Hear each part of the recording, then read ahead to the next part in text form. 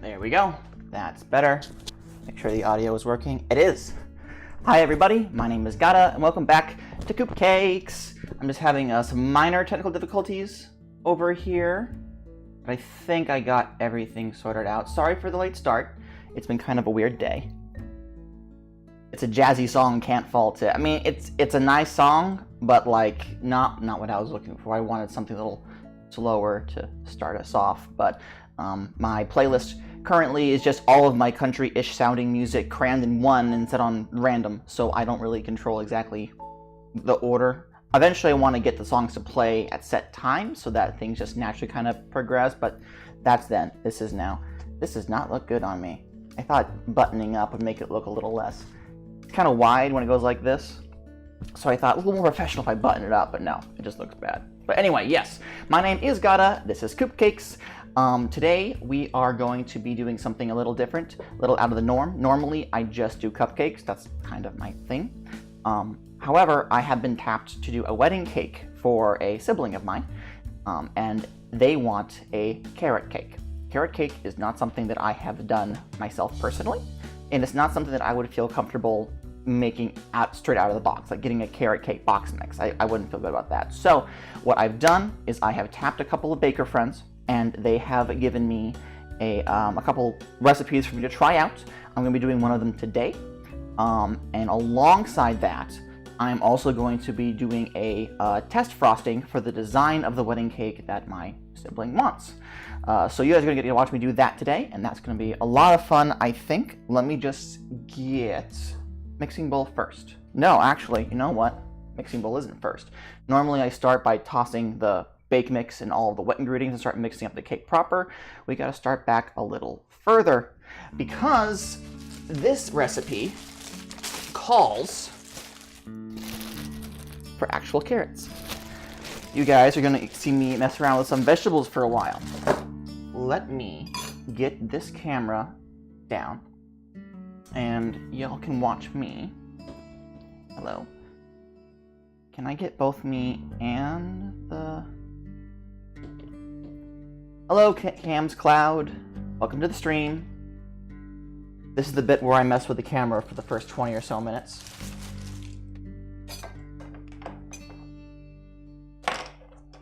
Actual carrots in a cake, says Jun. Yes, actual carrots in a cake, indeed. I'm gonna grab this bowl. And what would be more entertaining? You guys looking at my face or looking at the carrots?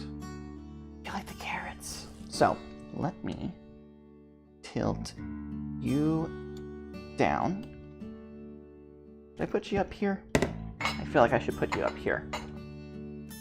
Those of you who have been following my stream for a while know that I have a difficult time with my camera. My setup currently isn't the best.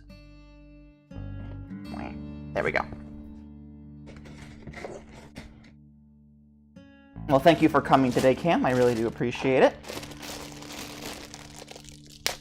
Cam is one of my IRL friends who I shill my craft out to in the hopes of getting more viewers. I appreciate you popping in. But yes, first thing we gotta do, we gotta get these carrots. We gotta get them peeled. We gotta get them cut really small, and I have a special chopper just for that. And we need, where did I put the ingredients list? Let's see here. According to the recipe, we are going to need about 3 cups of finely shredded carrot. Now that I'm looking at the amount of carrots I have, I do not know if I'm actually going to have enough, but we shall try. First thing we gotta do, shave the heck off of these. And this is going to take some time. So, for anyone who is new to my stream, I'm not sure where to begin, I already did the intro. Every single week, I try out a new recipe, whether it has to be something from scratch I've never tried before, a new flavor, or simply a new technique. I myself am an amateur baker, even if I have been professionally trained as a cake decorator. So this is me trying new things out, learning from my mistakes, and hopefully getting better as time goes on. We do have a couple of things that we do as a little fun aside. Let me put this over here. Little fun extra we do. I currently do use a Streamlabs overlay, which means that for every 10 minutes of my stream that you watch, or is it 5 minutes? It's 10 or 5. Either you get $5 every time you watch 10 minutes, or $10 for every 5 minutes. I set this. I should know what this is. But alas, I do not. Anyway, bots are a fictional currency that you can use within the Streamlabs overlay to do funny stuff, prompt me to do or say things, or upgrade your status on my Discord server, which is a thing that I have, and I totally use on a regular basis. Detective Pigeon, Susie, says, I don't think I've ever had it with cream cheese ice cream, only buttercream. I have gone into a discussion about this in the past, about how cream cheese icing is more of an American thing. Not that it makes it any less valid, but it is more of an American thing. I'm going to be doing buttercream icing today, if only because buttercream is a lot easier to decorate with. Unlike cream cheese, which tends to melt really, really easily and be pretty goopy to begin with, buttercream has the stiffness. I can make it as stiff or as goopy as I want it, but that will allow it to have the hold that I need to do all the fancy different designs.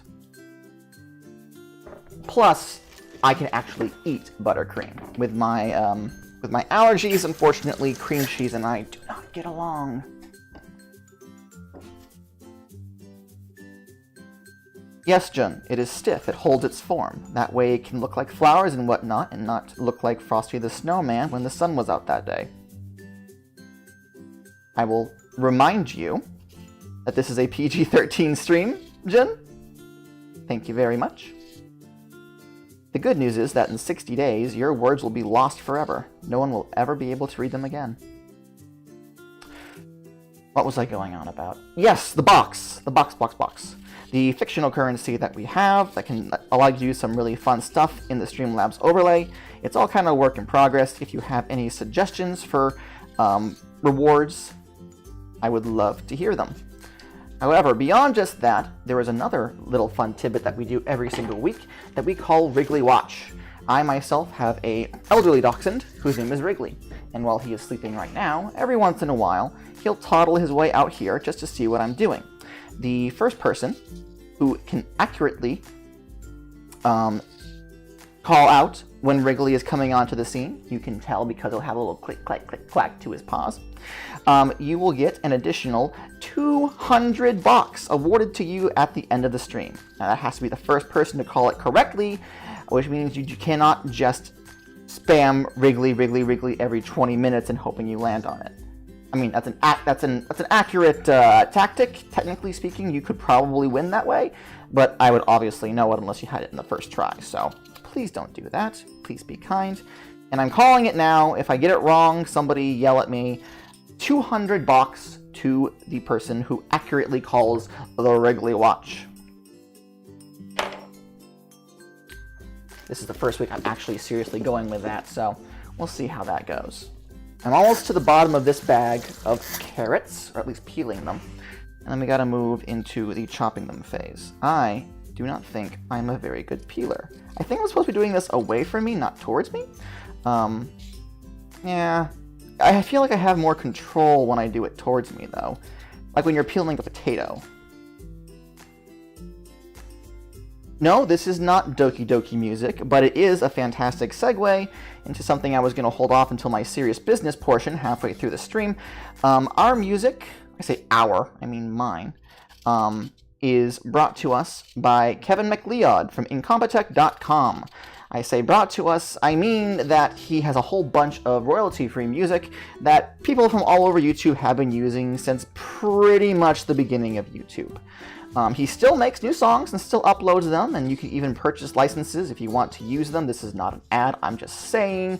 The guy has music from pretty much every single genre you can think of, and he's been doing it for a time. So if you haven't heard of him before, you've heard of him now, I would go check out his stuff, especially if you're a creator. It sounds like something that would play during a Farmville type game. Well, that's why I chose it, to be entirely honest. I am quite fond of a number of his tracks.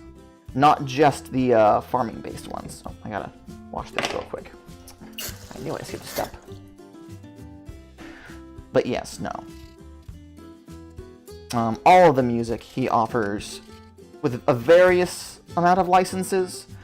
For the most part, they are free to use so long as you aren't trying to pass it off as your own and give proper credits. I'm still working on how to properly do that, considering. Those of you who have been following my progress with this project know that I do plan on archiving these on YouTube eventually, maybe editing them down to something a little more watchable, a little less rambly. I've got an idea for a setup where I have a separate mic that records the same audio that this mic does, but it doesn't include the music that plays over the stream. So that way it's easier for me to put it down into bite-sized bits and use for the YouTube crowd. But that's still a work in progress. I still can't even get a second camera. Although that's on the way. That's on the way as well. This carrot peeling took a whole lot longer than I expected. How are you guys doing? It's been about 2 weeks since I last did a stream. Wasn't feeling very well last weekend, so I called it off. I was going to try to force myself to do it, but I figured that you guys would probably prefer to see me at full health, as opposed to seeing me try to force a stream when I wasn't feeling up for it. It wasn't anything serious. It was just like a stomach thing. I wasn't even properly sick. I just felt really bleh, to the point where I knew that I wouldn't be able to perform. Get a paper towel. Alright, so here are all the peelings. These are going to go right into the compost bin, or they will once the stream is over. For now, my fish will take care of them. How's that, Oliver? Can they see you? No, you're hiding in the opposite corner. Never mind. Oliver will watch the carrots for us. But yeah, no. I wasn't terribly sick. I am fine now. Much better. Right. Oliver the olive flounder. No, Oliver the goldfish. He is named as such because he is an orangish color, similar to Oliver from the Disney movie Oliver and Company. Alrighty then. So, we have all of these lovely, delicious looking carrots. Now we gotta chop them down to something a little more manageable. Of course, I forgot to get a knife. Give me just 1 second. It's just out of the range of my microphone. Okay, stay there. Let's see. Grab...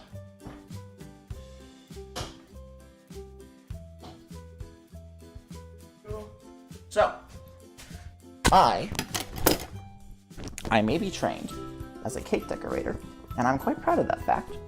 But just like I am an amateur baker, I am also an amateur cook. I have no idea which of these 3 knives would be best used for carrots, but we're going to try. Alrighty then. So, I'm going to start with a big one. And I'm going to attempt to... Oh, that went through really nicely. That was real smooth, actually. Okay. Forget these other guys. I got this one. There we go. What was I saying? Unlike the last time you saw me use knives, I'm going to attempt to not cut my fingers. Oh, just like that. Is there a safe way to do this? I feel like there is. It do crunch, and I am trying my darndest not to make it do the same to my fingers. Probably somebody watching who's like cringing. Okay. Let's cut the rest of these up. The recipe calls for these carrots to be done very fine, and I am not a master chef, so I doubt that I'll be able to do it with just this knife alone.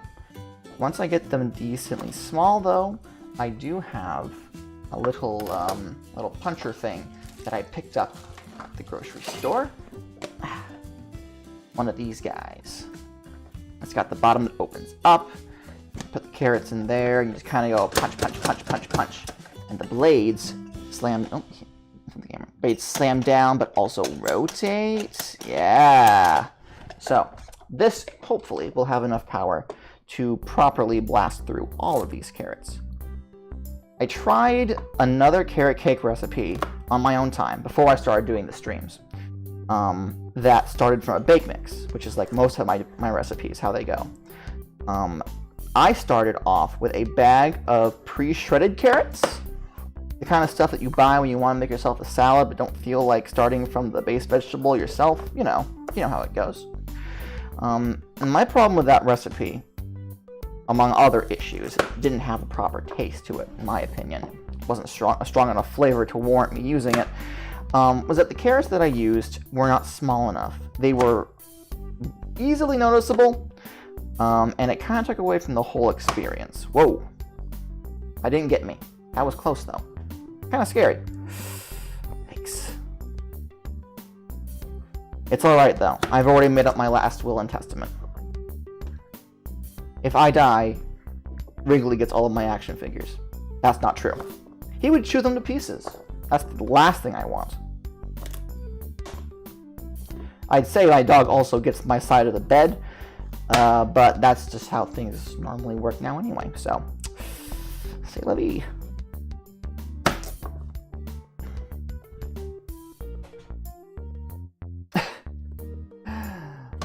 I just now looked up the chat again.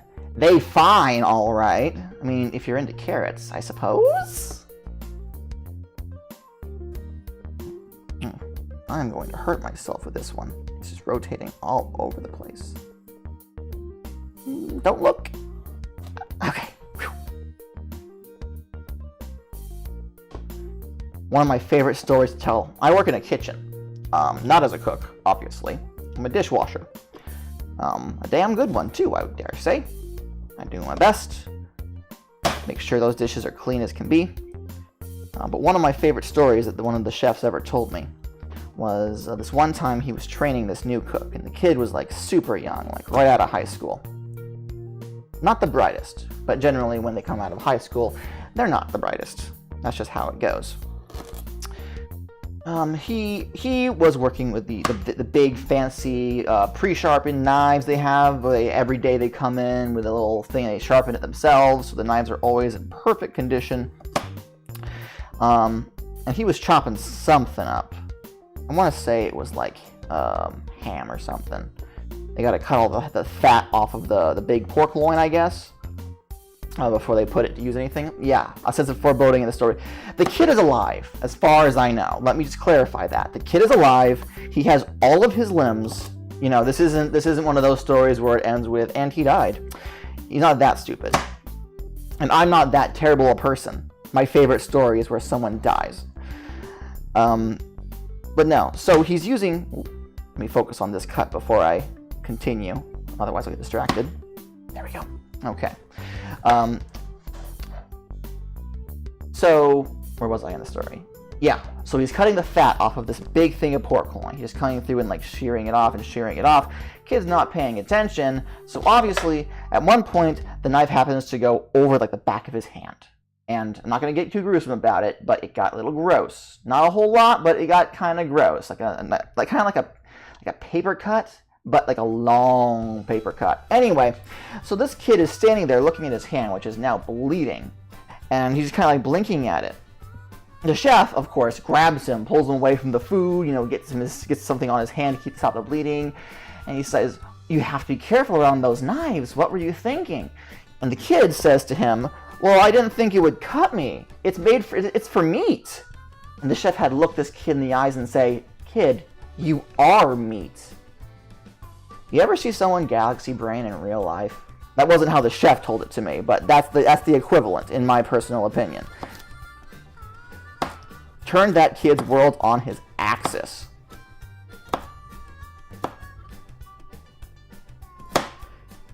I do not believe he was long for that job, but I mean, he was gone before I got there 4 years ago, so who knows? Maybe he turned out to be a decent chef.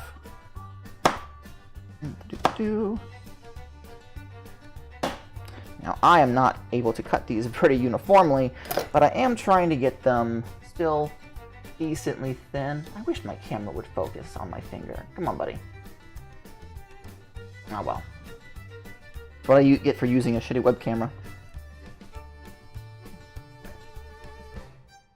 What's the most efficient way to do this? I'm running out of real estate on this. Here, you know what? Let me take the bottom of my chopper boy here. Ta-da! I'll put that off to the side. And I will set you right here. And we will scoop. My hands were washed before the beginning of this, by the way. No free real estate. No, I'm not going to reference that meme, only on account of the fact that I do not quite understand it. I get that it's a comedy skit from one of those late night shows that I was always too young to watch and never cared to look up after the fact. But beyond that, I don't quite understand the meme.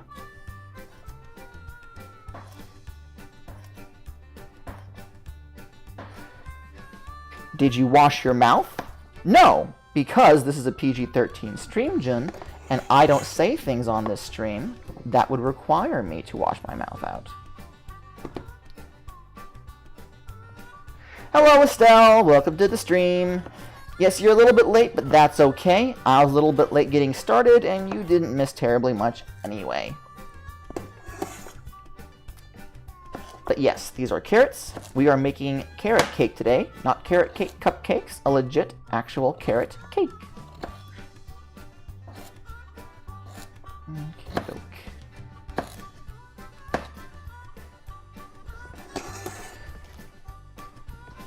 Unfortunately, fondant is pushed back indefinitely. Not because of any technical issues on my end, and definitely not because I'm afraid. You can't prove it. But mostly because I have a couple of other things that need to be done over the next couple of weeks. So instead of continuing to dangle fondant in your faces, I'm just going to say it'll happen when it happens. Probably when we get closer to the holidays, because then I'll have adorable cupcakes that I'll want to make that will be themed around things.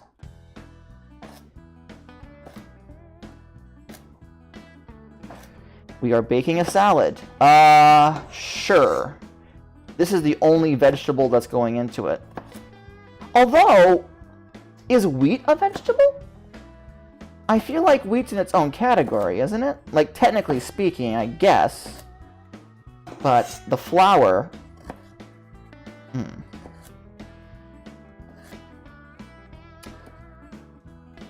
My knife is so old-fashioned, says Estelle.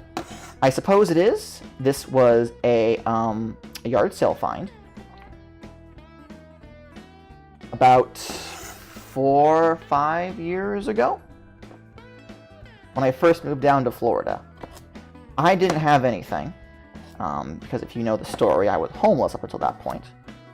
I didn't have any utensils or whatnot. And my wife had just moved out of home. So she herself did not have a whole lot. She wasn't my wife then, of course, but... Hello, Carol! Welcome to the stream. But yeah, the first couple of weeks of me being in Florida was literally just hitting up every yard sale we could possibly find. I've been talking while doing this, and I think this should be more than enough carrots for the first batch. So, let's plunk this chopper, my boy, on top, and we will see how this works. I don't think I can get the camera into a better angle for it, but alright, here we go.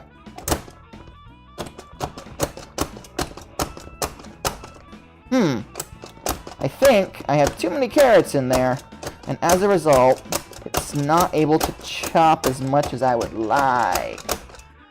Let's see here. What do we got so far? Let me unscrew the top. Okay, yeah, so a whole bunch of carrots are getting jammed up in the works. Not ideal. But it's chopping them pretty nicely. If I keep going at this enough, eventually they should all be...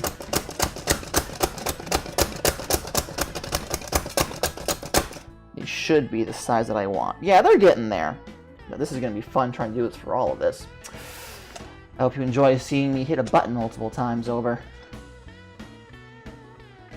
Yeah, it's got guts of carrots. The cool thing, though, is that this little bit right here actually slides up to push everything off the blades. Let me see if I can't show you this. Like, badoop. Oh ho ho ho, very nice. That actually kind of felt good in a way. It was satisfying. Okay, let me put this back on. But yes, Carol, since you missed the opening bit, Wrigley Watch is in effect. The first person to properly call out Wrigley's appearance will receive 200 bucks, which I need to move back into frame. 200 bucks at the end of the stream. All right.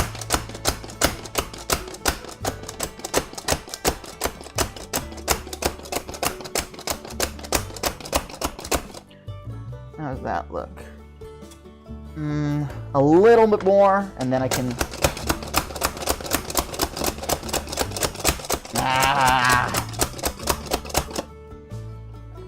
Alright.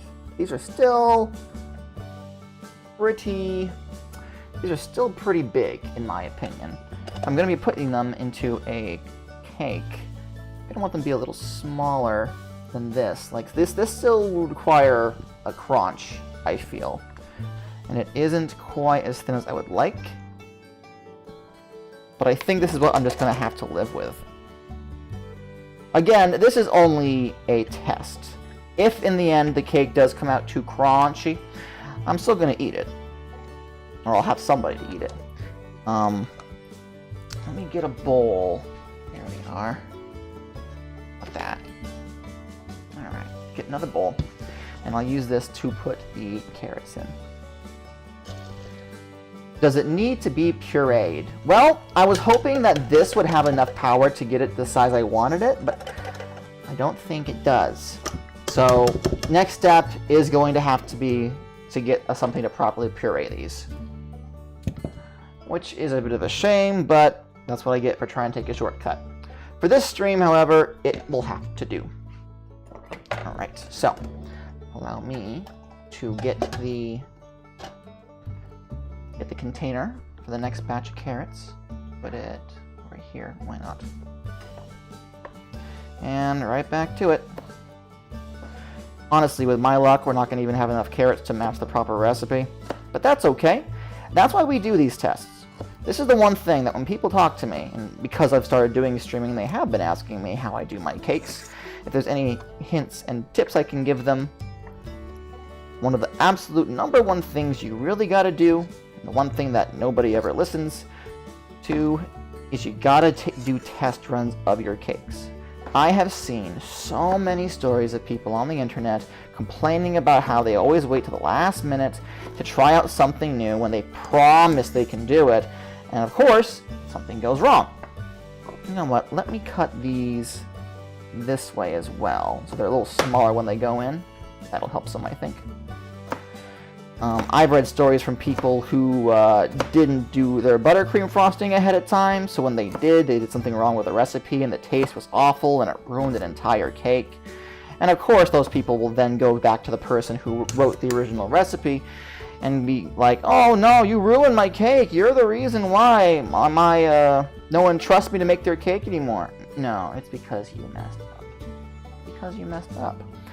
You always, especially when you're an amateur cake maker, always need to try out a recipe once. Of course, people don't like hearing that because, I'll be honest with you, cake making can get pretty darn expensive. Even if you're not making it from scratch, just having the tools, the tips and the bags and all the stuff you need to make it look pretty and professional, that costs a pretty penny. So spending that money on a cake that you're not going to make any profit on, a lot of people don't really like that. But if you want to do something right, you got to do it yourself. You got to make sure you can do it yourself. That's today's farm wisdom, I guess. I believe that emoji is a hairless cat emoji. We currently do not have any Coop Cakes-centric emojis. I eventually want to commission some for the Discord group. I feel like we could have a lot of fun with that, but for the time being, all of my additional funds are being funneled into the technical stuff. An extra camera, proper mics. Eventually want to get some better lighting because this single light above me isn't Hairless cat, oh my god, it looks like a chicken.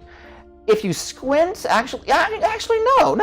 The bigger ear could be the head, and there's a little tuft that could be a beak, and then the little tail puffing up behind it. I could see that if I looked at it real quick. Probably. I would love to get some emojis going on in here, though. Especially one of the mixer. Our daily dose of It's warm light, but it's directly above me and causes some hard shadows. So I would like things to look a little more professional. Oops. Excuse you. You're next, okay?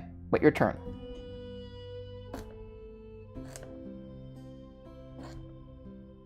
"8-bit Wrigglies and chickens for the emotes. Maybe. I don't know. I've only been doing this for 2 months now? I think today I hit the 2-month mark from the first stream that I did. So I haven't existed long enough to really have a whole lot of references and in-jokes. And I wouldn't want to force them either. Who knows? It fits the mood. Going back to the lighting. Thank you, Carol. I appreciate that. It is literally just the light from my kitchen.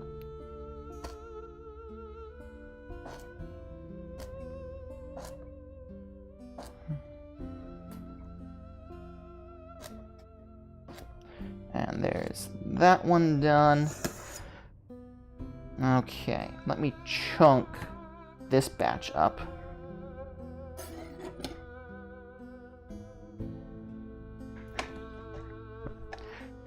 Thank you, Carol! I'm not really calling it an anniversary until we hit like 5 months, or 6 months rather, halfway through the year. Then I'll consider it something more celebrating.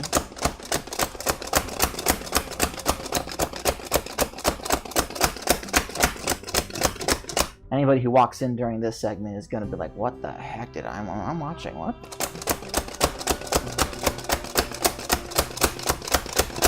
Alright. Let's see if we got any chunky bits. Yeah, we got some chunky bits going on in there. Let's get these off. Thank you. I really like this feature. Like, this was like an $8 thing. Super cheap. But just having the easy slide thing, like, I really enjoy that. That's nice. Okay. Let's chunk these a bit more.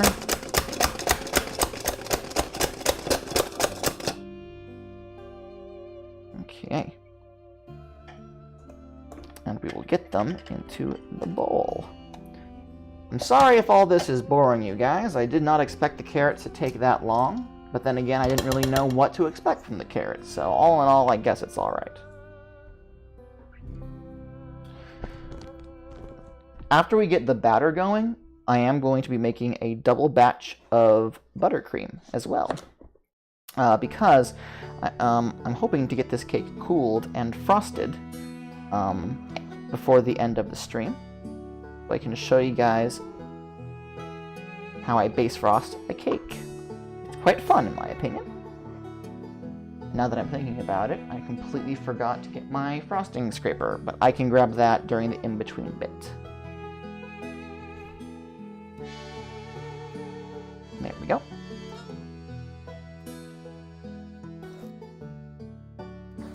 Alright. Somebody tell me how their day is going. I've been talking a whole lot. I want to hear how you guys are doing. It has been 2 weeks, and I missed you. Granted, I still talk to you guys almost every day. You guys still send me chicken memes on the Discord and whatnot. But still. Estelle says, carrots melt in heat. Are these small enough to melt, do you think? Now, I have been told many a thing in my life. And a good portion of those things have been true. I would like to call chicken crap on this one. Because carrots melting in the heat, I've never heard of such a thing. Pix or it didn't happen.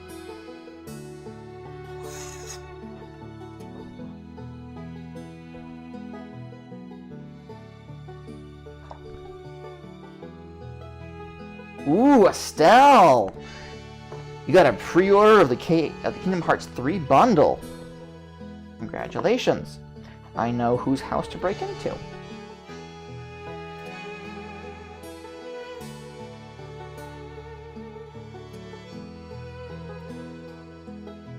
Carrots disappear in stew.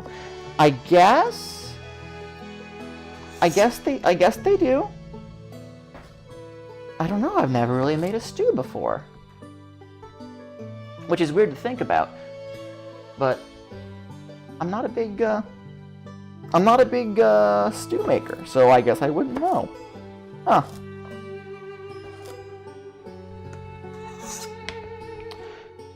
No, Carol.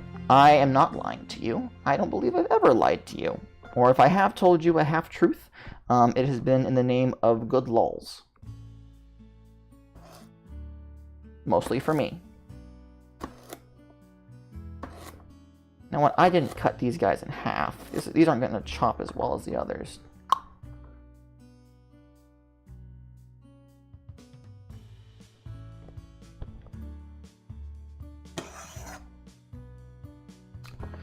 Carrots and potatoes disappear if you put them in stew early.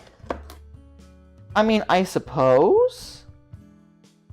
I don't think it's so much that they melt as much as they break down. I think there's a difference. I don't think it's okay, so like, if you boil carrots, right, they get all wet and whatnot, and that causes them to break, as opposed to, say, when ice melts, it literally is changing form. So I don't really think that counts as melting.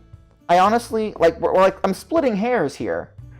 But I really don't think that counts, Estelle. Sorry.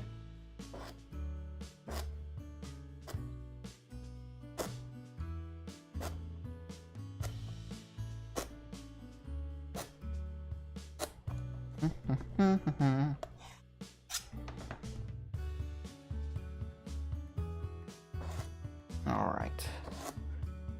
This batch is done, and I think we're a little more than halfway through the carrots that I have. So once I chop this up, you could use the blender though. That is a fantastic idea, Carol. One small downside. We currently do not own a blender.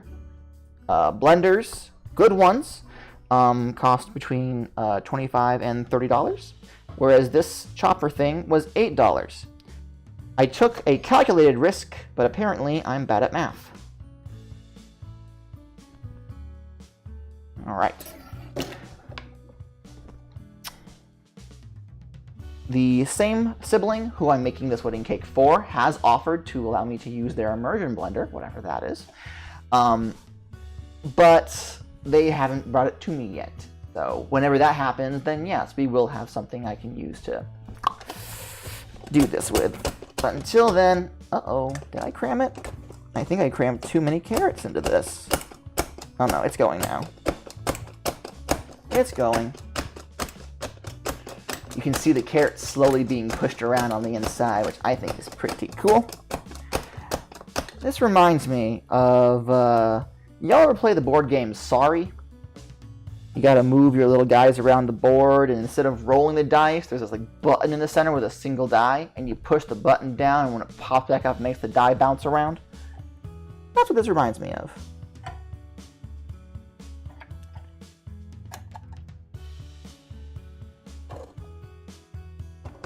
Okey-doke.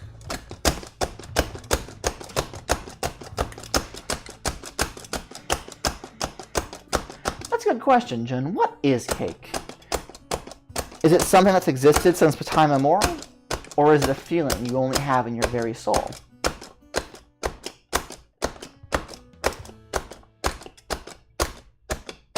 Don't worry, Jen. In 60 days, because I have a Twitch Prime membership, your words will just cease to exist. They'll be erased from the internet. Oof.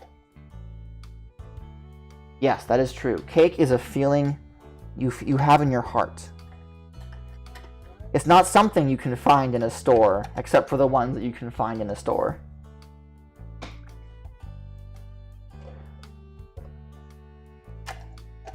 Maybe cake is just something a little bit more.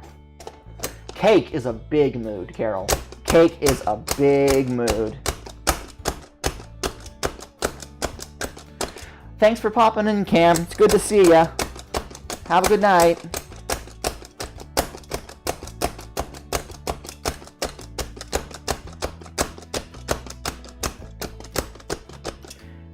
That Cam guy is a cool dude. If I can remember the link to it, I'll share you guys his SoundCloud. Let's see here.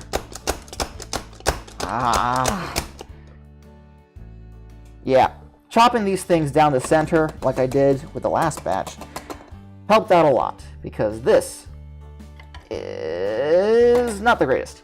Okay, so we are halfway through with our carrot stock, so I'm going to go ahead, chunk all this in here. We need 3 cups for this recipe, all right? So I have this guy right here.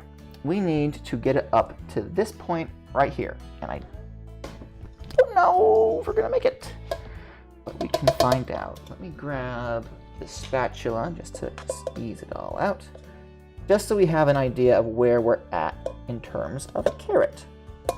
Actually, I think we're going to do all right. This is about... Actually, this is about exactly half of what we need. So we should, you know, in hindsight, I probably just should have put the carrots in this to begin with instead of using this bowl as a middleman. Chat, what are you up to? Pizza is also bread. Donuts are bread with sugar, so what's the difference between bread and cake? You come into my stream and you say these things to me. I just don't know. I feel betrayed. You've betrayed me, chat. Making me think. My camera shifted. A better shot, and that's more in the center. Neato. Still learning how this whole thing works. I have carrot all over the place. Good lord.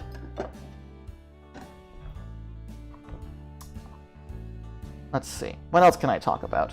I'm trying to think. Most of the cool stuff that happens to me on my day-to-day basis, I post about on Twitter. And as you may have noticed, my Twitter has been pretty quiet recently. Not a whole lot's been going on in my life. After I was under the weather last Saturday.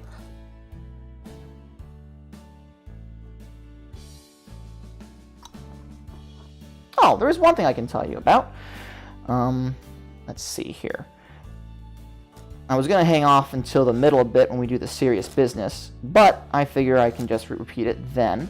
Because I do know that a couple of the people who are watching will be concerned about this.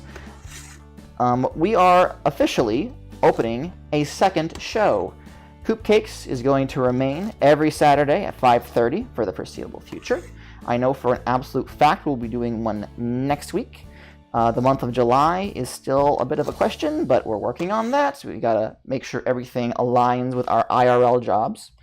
However, we are also adding a new show to the roster that I'm referring to as Experience Farming. If you guys saw this is a very upbeat song and was not what I was expecting for this particular type of conversation, but I guess it works. Let's see. I can start talking a little more peppy, like, "Hey guys, we're adding a brand new show called Experience Farming. Yeah!" How's that? You guys want me to do that for every stream? I don't think I have the energy for that. Like literally, just that. I'm feeling winded. Whew boy, I do not have the energy to keep that up. But yeah, no, Experience Farming. Yeehaw! Is going to be our gameplay show, which if you remember a couple of weeks ago, I did not have the tech stuff to do a proper Coop Cakes, so we played some Harvest Moon. and that was pretty neat. I enjoyed it quite a bit. We didn't get terribly far in the game, which makes me want to get back to it, but I didn't want to do it on my own terms, because you guys who were watching deserve to see how things go with me, our dog Chicken, and our horsewife. So, how it's going to work is that on Fridays, not every Friday, it's a conditional sort of thing, but on Fridays, if I'm able, we will be doing Coop Cakes from, I think, a little later, maybe 6 as opposed to 5:30. Not Coop Cakes, we're going to do experience farming.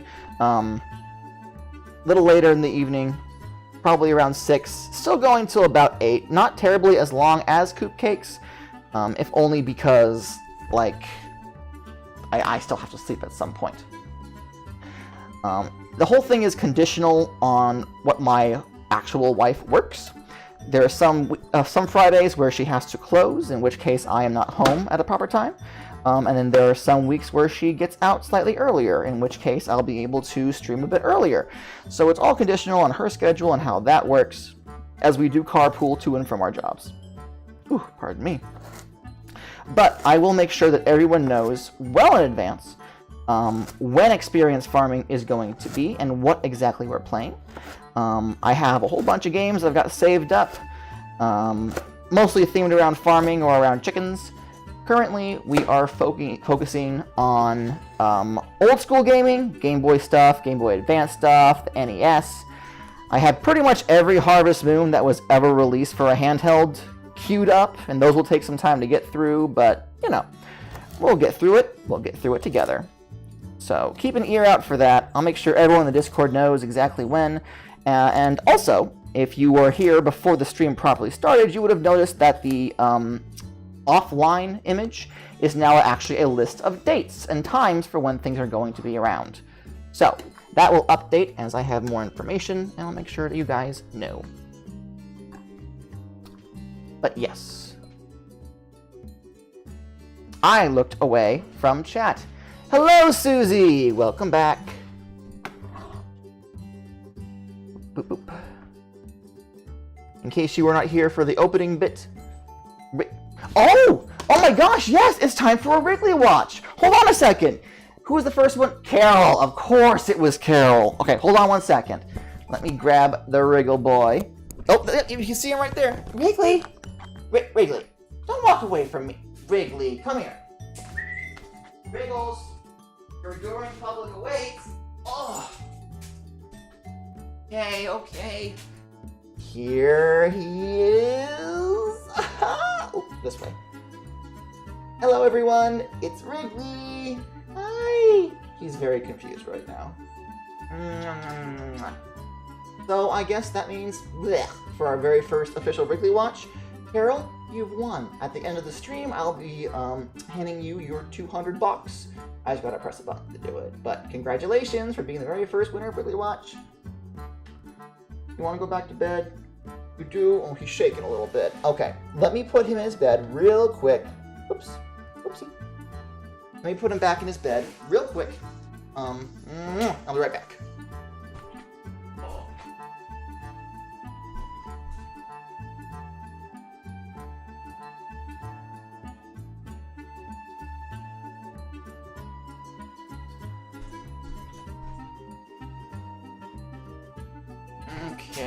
Okay.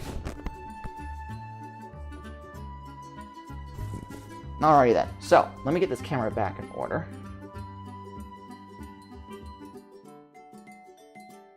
There we go.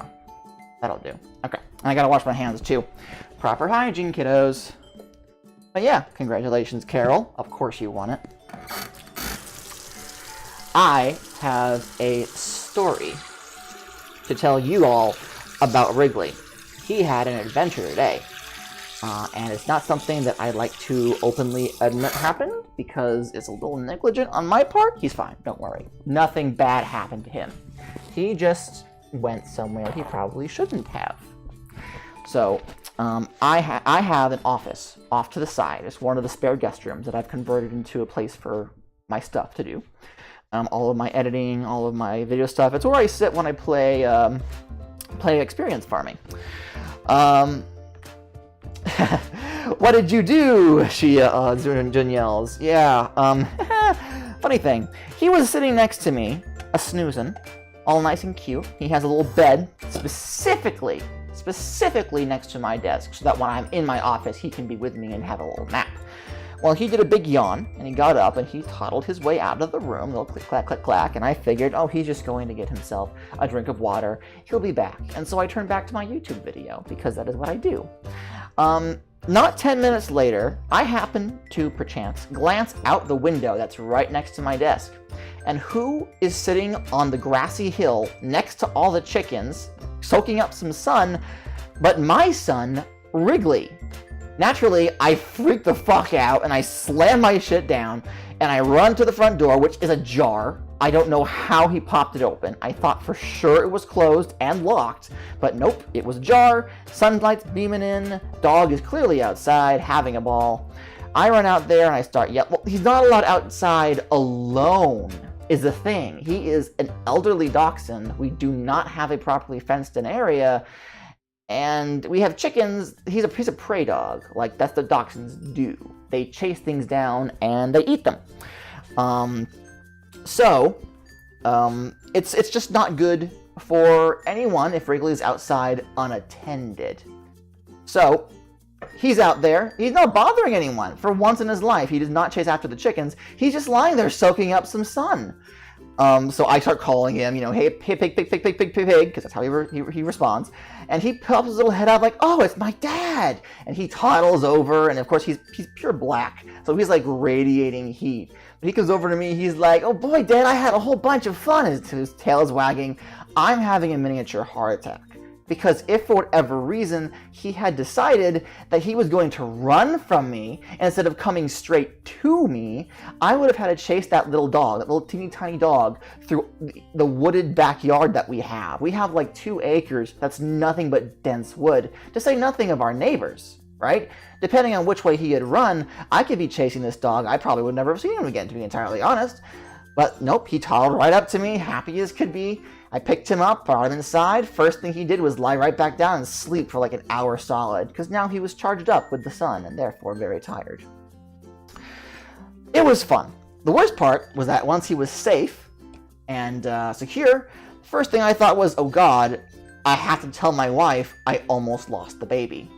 She was fine with it. It's happened to us a number of times, but normally he never gets down from the front porch. Normally he just kind of sits there and that's the end of it. So yeah, that happened today. Wrigley is a shithead, but he's a good boy and I love him. All right, enough of that. Back to the carrots.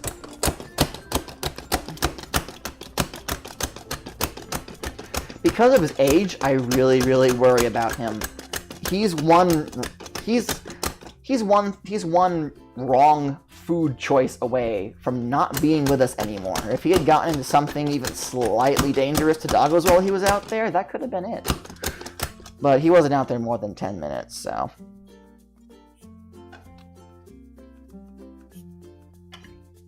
Oh, did I say a bad word? Well, the good news is that we are a PG-13 stream. Legally, that means I am allowed to do 1 F-bomb per stream. I'm not sure if I want to do it right at the beginning of the stream, make it like a thing, where we all say, fuck, together, just to get it out of our systems. Because like little toddlers, once they learn how to swear, the best way to get them to stop is like take them aside and tell them, okay, you have 5 minutes to swear all you want, but once you're done, you can't do it anymore. 5 minutes starts now. Of course, once you tell them they can do it, it takes the fun out of it. So, I don't know if it should be the same thing for us.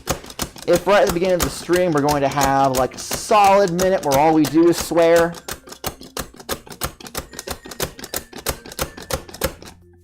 Who knows? I'm still working on it. Would that be even fun? Do you guys think that'd be fun? To watch me, a grown man, say fuck repeatedly?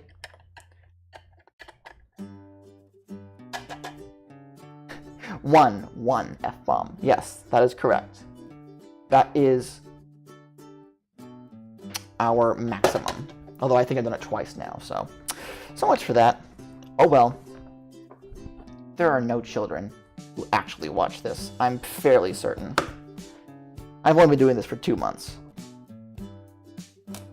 The fact that I have 5 viewers right now is already kind of a small miracle. Joke's on you guys. You're covering Wrigley's ears to protect him. He's already deaf as can be. Like, unless you're yelling his name, he doesn't hear crap.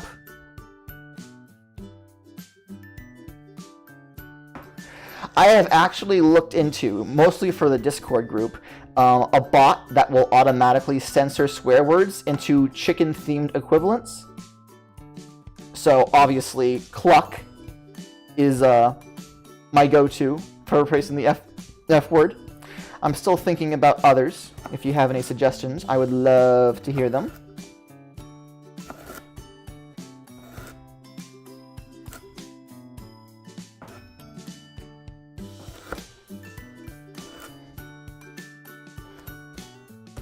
Estelle, if Wrigley had chosen that exact moment to come out, that would have been amazing. The downside is that he is dead to the world right now. He is sleeping soundly. He came out, he had his drink, his adoring public got to say hello to him. He is good. I don't think he'll be popping up again, at least until my beautiful wife comes home.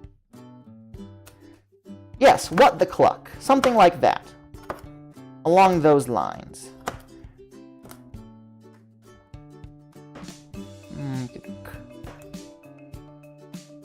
Man, I can't believe the first hour of this has been just me cutting these carrots.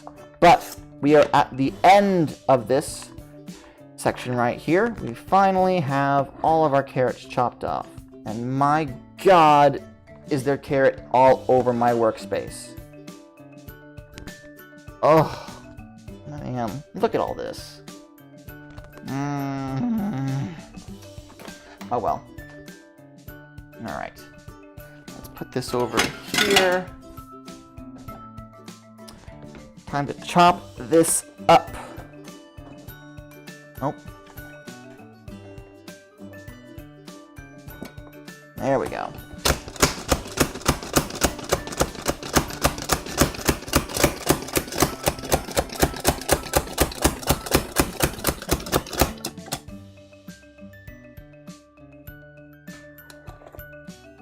Almost.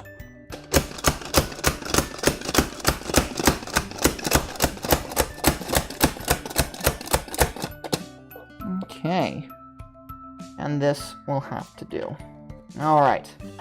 So, let's put this guy in the sink so I can rinse him off in a second. We got the last of our chopped up carrots. Let's see if we're gonna have enough to match the 3 cups the recipe calls for.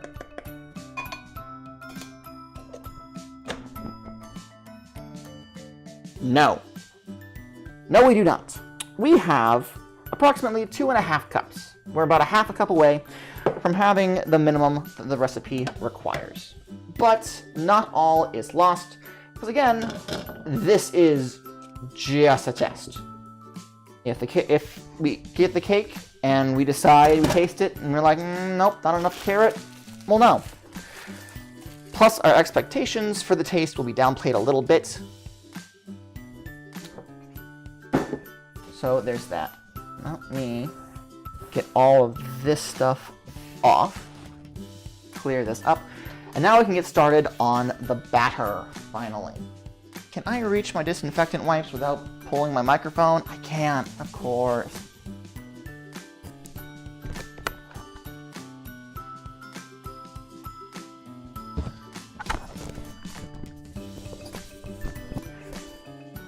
The carrots are a bit big, and I do worry about that. I would actually prefer it if they had been smaller.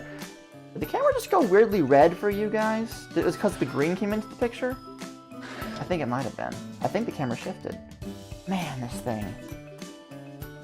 I don't expect too much of it because it is just a web camera, but yikes. Estelle says, by the way, where'd you get the mic? Why are you asking? Because the quality is bad or because it's not bad?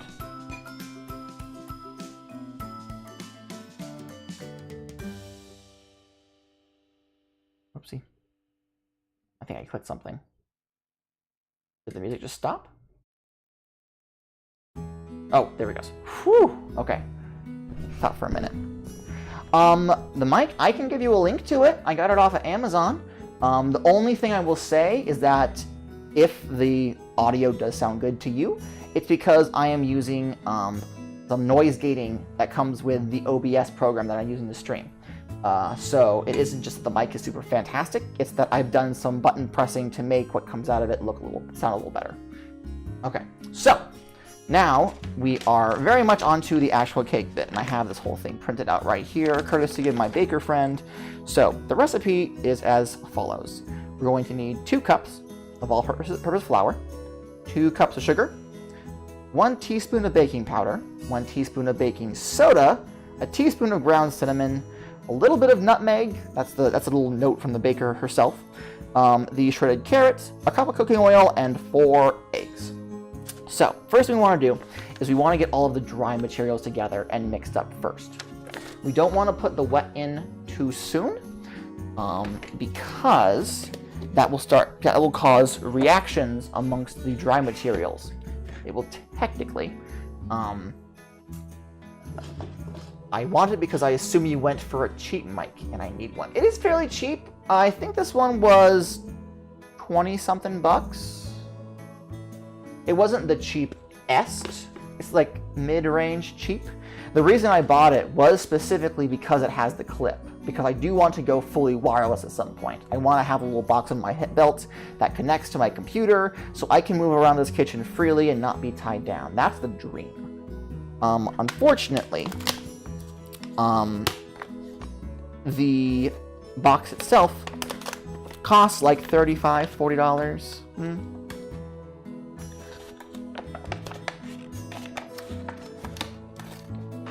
Is cooking oil like vegetable oil or like cooking sherry? Well, cooking sherry is an alcohol.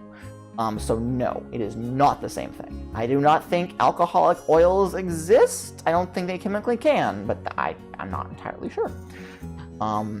So it is just vegetable oil. I'm going to be using a classic olive oil because it is what I have on hand.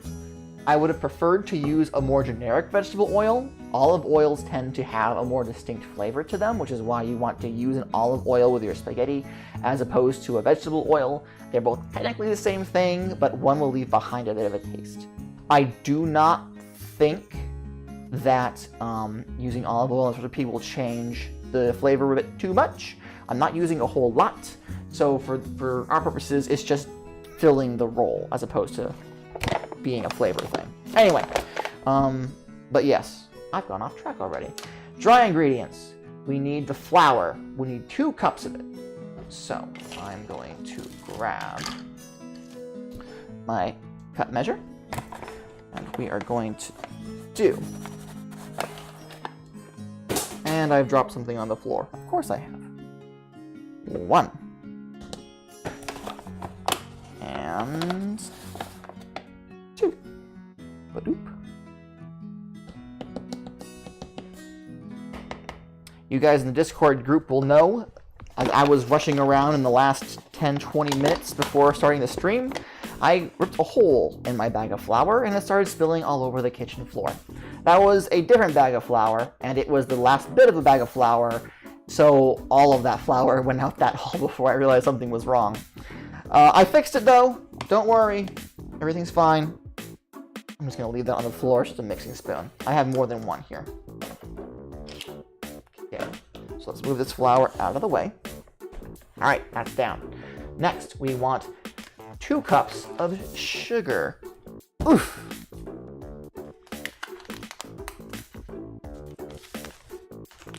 No. Once the flour was out of the bag, it immediately went into the trash. It's no good then. Ooh. Okay, so I'm gonna real quick just wipe the flour out of this cup scoop here, just so that we don't get bundles of powder in our sugar. Last thing I want is to sprinkle it on top of something only to realize that it's not quite as sweet as I expected. Alright. So, we need 2 solid cups of this. So, here is 1. And 2.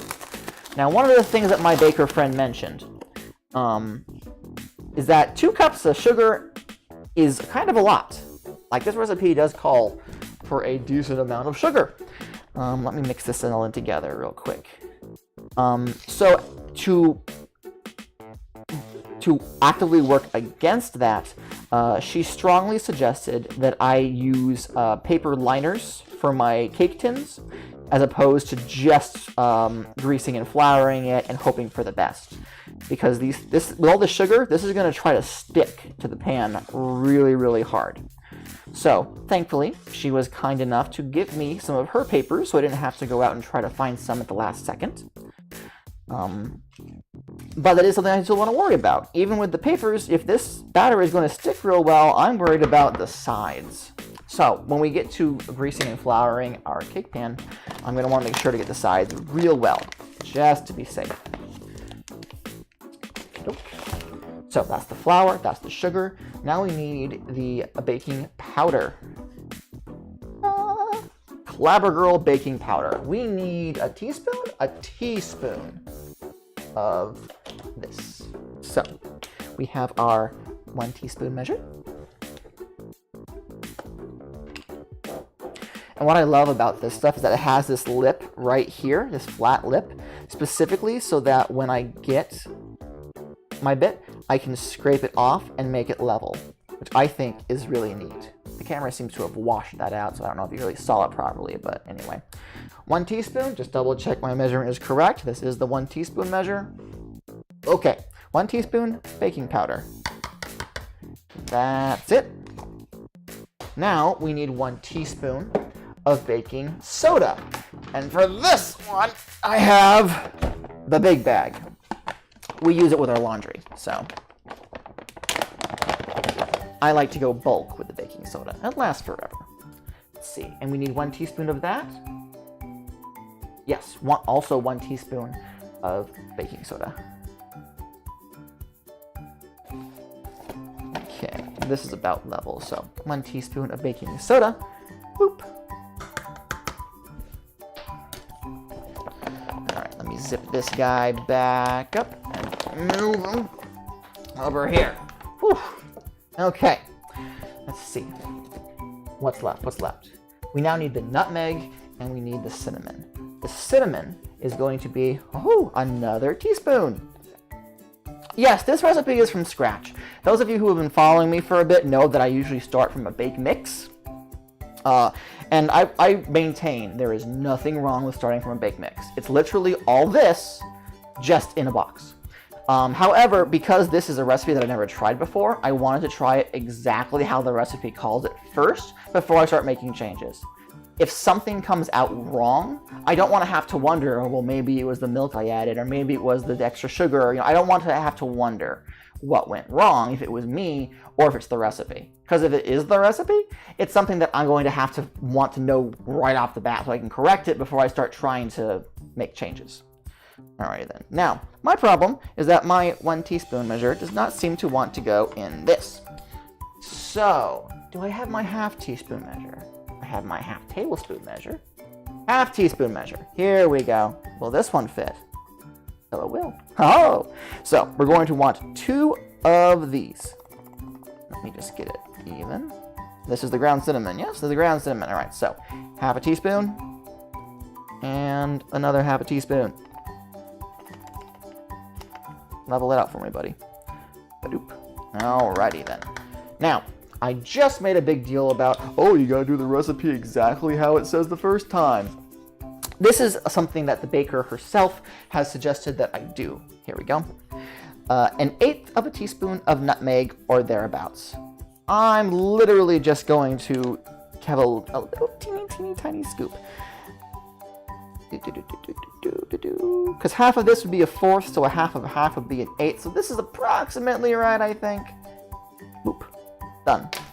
Aha! Alrighty then. So that's all the dry ingredients. Let me just mix all of this in. Who's going to spend their box? That's a good question. The funny thing is, guys, because I am, like, the administrator to this, I do not actually know what my box thing looks like. I've seen it. I don't know what the overlay looks like, I guess, is what I'm getting at. I don't even know what's there.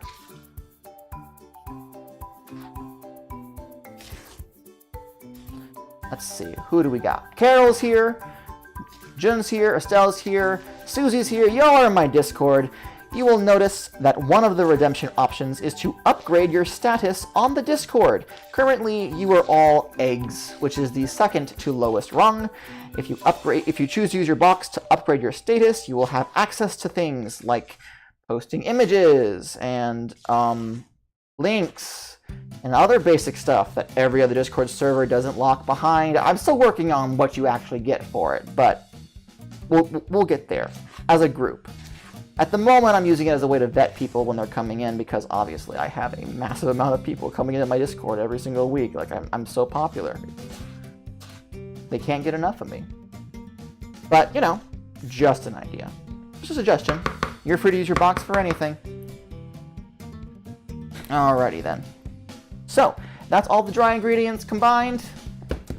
Next, we need to use the wet ingredients. And what I am going to do, I believe, to make sure that it doesn't all start to combine before I have everything done, I'm going to put all the wet ingredients in the same container as the carrots, because then I can mix it together and then add it all as one. So, for that, we need the carrots. Okay, that's done. The oil and the eggs. Let me do the eggs first. Now, for those of you, I keep saying this, but for those of you who have been following my streams for a little bit, let me move you over here so I actually have some space to work with. You'll know that I tend to go on and on about the eggs, the quality of the eggs my chickens lay. My chickens, because of the amount of sunshine that we haven't been getting, it's been raining like crazy recently, have not been laying as large eggs as they used to. These are actually approximately the size of a regular large egg, which is really disappointing. The quality of the eggs have not changed. However, the size has. Oh, this egg has a little bit of a crack in it. I can't use that one. Yikes. So, we have to use the actual amount of eggs listed in the recipe. Once my chickens start laying larger eggs and therefore have more eggs in them, then I'll have to alter the amount of eggs that I pop in. So, let's grab 1, 2, 3, and 4. Do I have another one of... No, actually, these are mostly Kenshira's eggs. All right. So, we have 2 of the blue eggs and 2 of the regular eggs, 1 from each chicken we have. And we are going to crack these in one at a time. I currently do not have Discord open, so as to allow my computer to focus on running the streaming software. So if anything important is being said in there, I'm not seeing it. Sorry, guys. So 1, whoops, 2, a 3. Come on.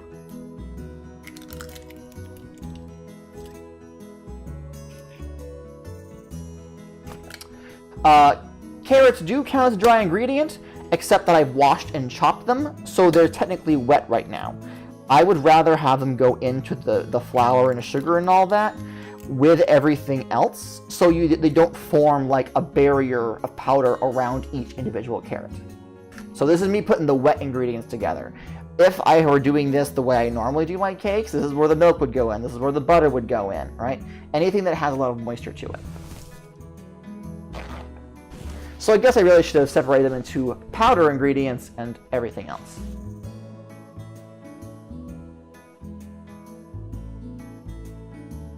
Thank you, Jen. I happen to have some good ideas every once in a while. This isn't my first time putting something wet-ish into a cake mix, so I've experienced this before.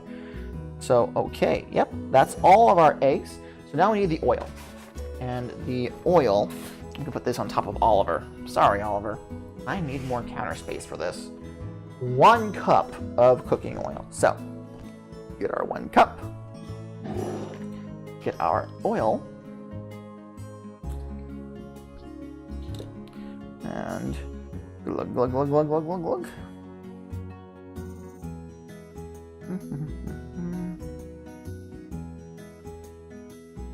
I don't understand that reference, Jen. Sorry.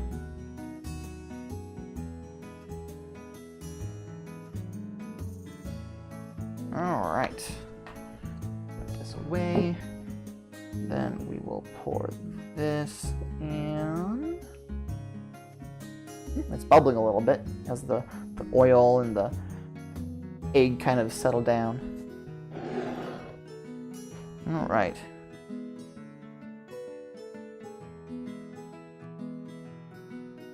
Yeah, man, 1 cup. That's what the recipe says. And the fact that I just double-checked it to verify that I hadn't messed up royally, you didn't see that. But nope, that's exactly what it says. This looks disgusting. It's raw egg with a bunch of carrots getting nice and oily. Ooh. Yum. Happy wedding. Congratulations, Lee. I'm so happy you're so in love. Today is the beginning of the rest of your life. Ugh. Yeah, that's kind of gross. But it's not the worst. So, I just scrape that off. I'm going to put it right back in there. So before we add this to the dry mix, I'm going to go ahead and make sure that I've got my mixer plugged in because it's time for read. Everyone's favorite part of the show after seeing Wrigley and after seeing my wife. But before talking to me, the channel might be called My Name is Gata, but am I the star? No. That honor goes to literally everything else. One of these days, I'm going to get an over-the-top mixer, and we're not going to have this anymore, and y'all are going to miss it. I won't, but y'all will. Alright, plug that in. Oven's still preheated. Alright, so, got the paddles. Ba-doop. Ba-doop. Just give it a go. Make sure everything works. Okay. That's true. This particular show is called Coop Cakes. Estelle says, I have never even seen an over-the-top mixer. A KitchenAid, Estelle. Like, do you mean like you've never seen one personally, like IRL? Because you must have seen a KitchenAid mixer somewhere in your life. Man, Estelle mixes everything by hand, literally with their hands. Y'all old school. I respect that. Do not attempt to do frosting with your hands because, oh my gosh, you will die. Alright, so, let me just make sure. In a bowl, combine flour, sugar, baking powder, baking soda, cinnamon, the nutmeg, add the carrot, oil, and eggs. Beat with an electric mixer until combined. So, this is it, guys. This is drum roll, please. Ew.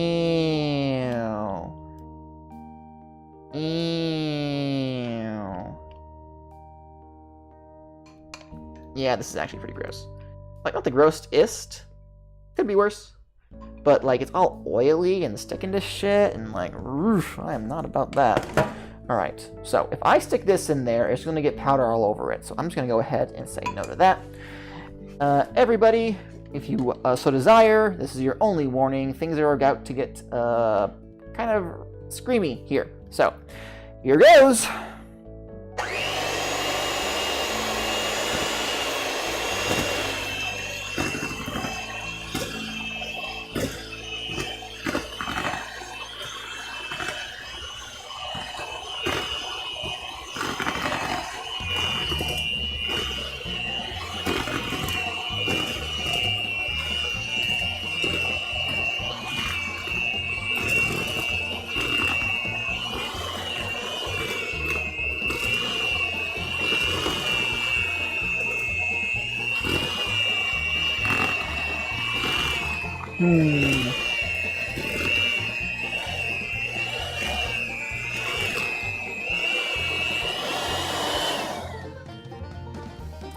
I am going... Oh, and of course, the banjos come in just in time. Oh man, that's hilarious, actually. Ding ding ding ding ding ding ding. I'm gonna scrape the bottom of this real quick just to make sure that all the powder is being properly included, because this is looking pretty wet. Oh yeah, okay. Yeah, all the powder is hiding out on the bottom. That's what it was. Ooh, but that cinnamon and that nutmeg has taken a hold, and ooh, man, I can smell that. That smells good. I wouldn't say finger licking good, but pretty good.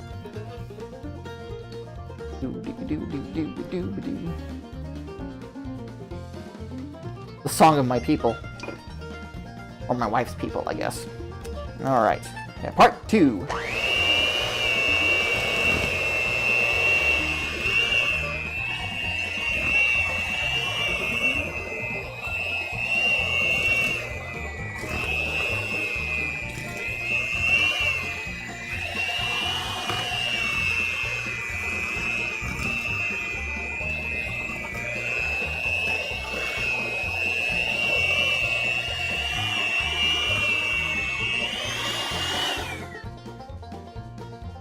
Right. +1 Bach. Estelle, did you use the Bach? Did you redeem something? Because I did not. Nothing popped up on my end. I'm supposed to get a notification when you do. Let me just double check real quick, because I know that you're behind me, but I want to make sure.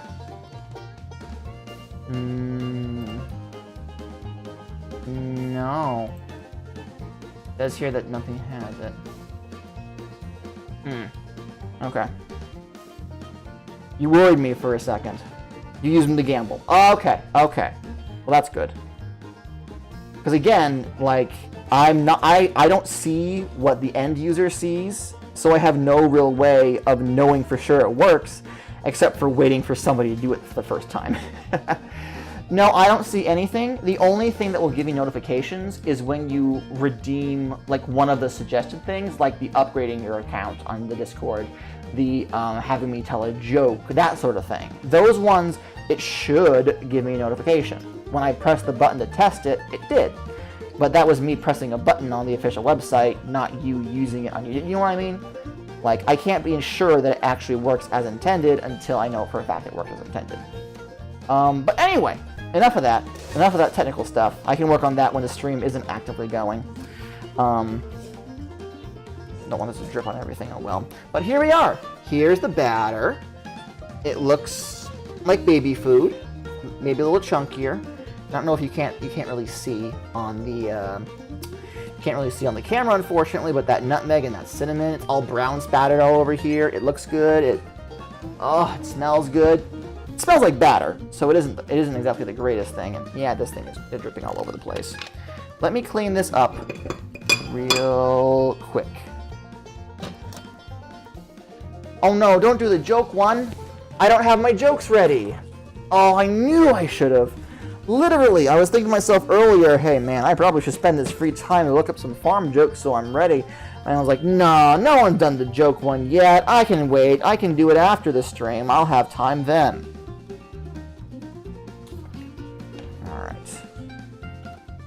Boop, boop. What I'll probably do, maybe not tomorrow, but sometime during the next week, I'll have a secret Discord-only stream, and then I'll give you guys test box just to make sure it all works. So, in the meantime, let's get this batter off to the side here, and we are going to get the pans. Today, we are going to be baking 2 9-inch layers, because I do prefer layered cakes. Yes, secret stream for Discord fans only. Y'all are special. Is that banjo still going? Good lord. Ooh, this one's almost empty. Where's the other one? So, in order to make my pan greasing even, let me get you out of the shot just a little bit, I use the pan baking with flour spray. I could use Crisco and actually flour it, but in my personal experience, that just leaves big clumps of flour randomly on the cake. I have not mastered the art of greasing and flouring, unfortunately. So, for now, we're doing this. So, we just want to make sure we get it nice and even along the bottom. Let it doop, doop. And then along the sides.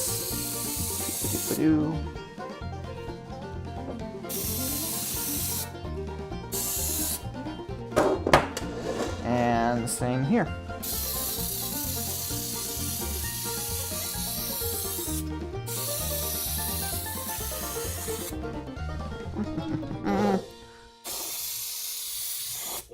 Now, as I was mentioning earlier, I'm really worried with the amount of sugar it's in this batter that it's going to stick to the sides too badly.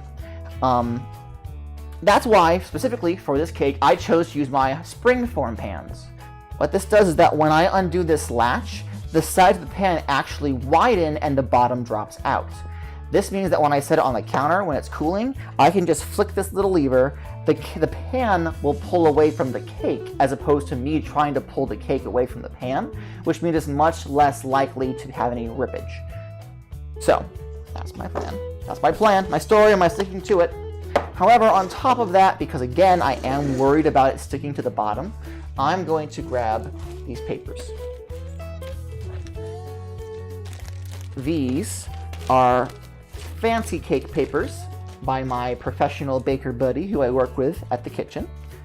And we just need one of these. Now, do they have different sides? Nope, it's the same side each way. So we'll just take one and we'll plop it down like this.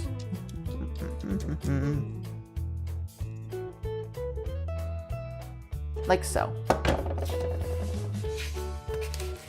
Yeah, these pans are one of the few fancy things that I have, aside from my decorating tips and bag. They seem to be all the rage. My baker buddy isn't too fond of them, like she hasn't anything against them, but of course she still uses all of her like really old stuff from when she was a baker in like the 70s. She is, I won't call her a spring chicken, maybe a midsummer early fall chicken. But I'd never say it to her face either. She'd shoot me for it. But anyway, so we have these two pans. They are greased. They have their papers. Now we got to get the batter into it. And, oh, of course I didn't grab the... Do I need it? No. I'll just eyeball it. Never mind. We're just eyeballing it, y'all. Let me maneuver around my microphone cord. Boop, boop, boop. Pour a little bit into this one. Okay. No, nobody at work currently knows about my stream. I want to get it a little more professional before I inform people who I have to make money with about my hobby. I know this is not good radio right now, turning the bowl away from the camera, but I want to make sure that I can see exactly what I'm doing. Once I get my second camera, this won't be a problem. I'll have one just for my face and one position just so you can see all the cake stuff. Boop, boop, boop. Scrape out the bottom of that bowl.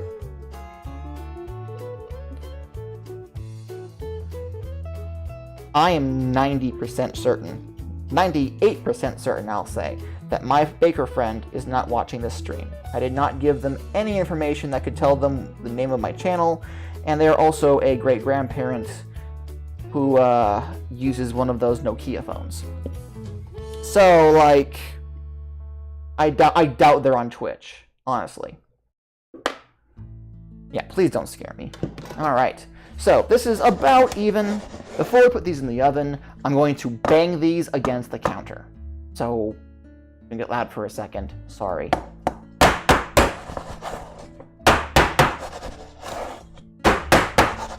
Alright. And the next one.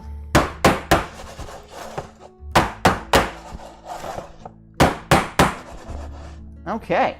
That's just to make sure that if there are any air bubbles in the bottom, they start heading toward the top. So they pop, they surface before it bakes too much, and then we have these big gaping holes on the other side. I'm gonna take my microphone off, and I'm gonna pop these into the oven, and then we're gonna start doing some cleanup before we get started on the frosting, because that's the next step. So just 1 second, guys. Now, for 30 minutes, 9 by 9, yeah, 30 minutes.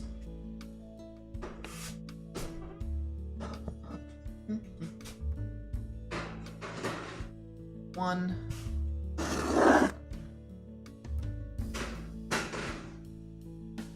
Two.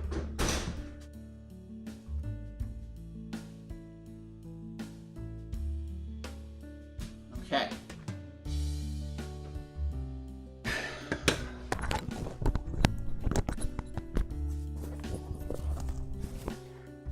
Let me get the camera back onto my smiling face. Hello!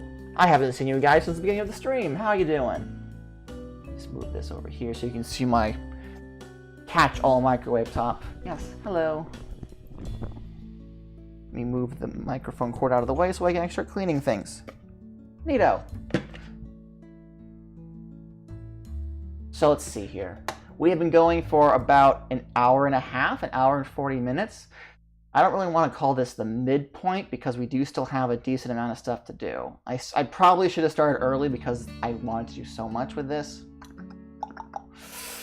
But oh well. Estelle says, Gata, I redeemed a question, and I received no notification of that. Which means it's not working. Let me just pull it up. No, it showed up on my other thing, but I thought for sure it would show me a little something on stream, like a little pop-up. Let's see here. Well, Estelle Dusk asks a question. Gata, tell me how much you love me. Except, did anything pop up on the screen? No, it did not. Okay, I'll have to work on that then.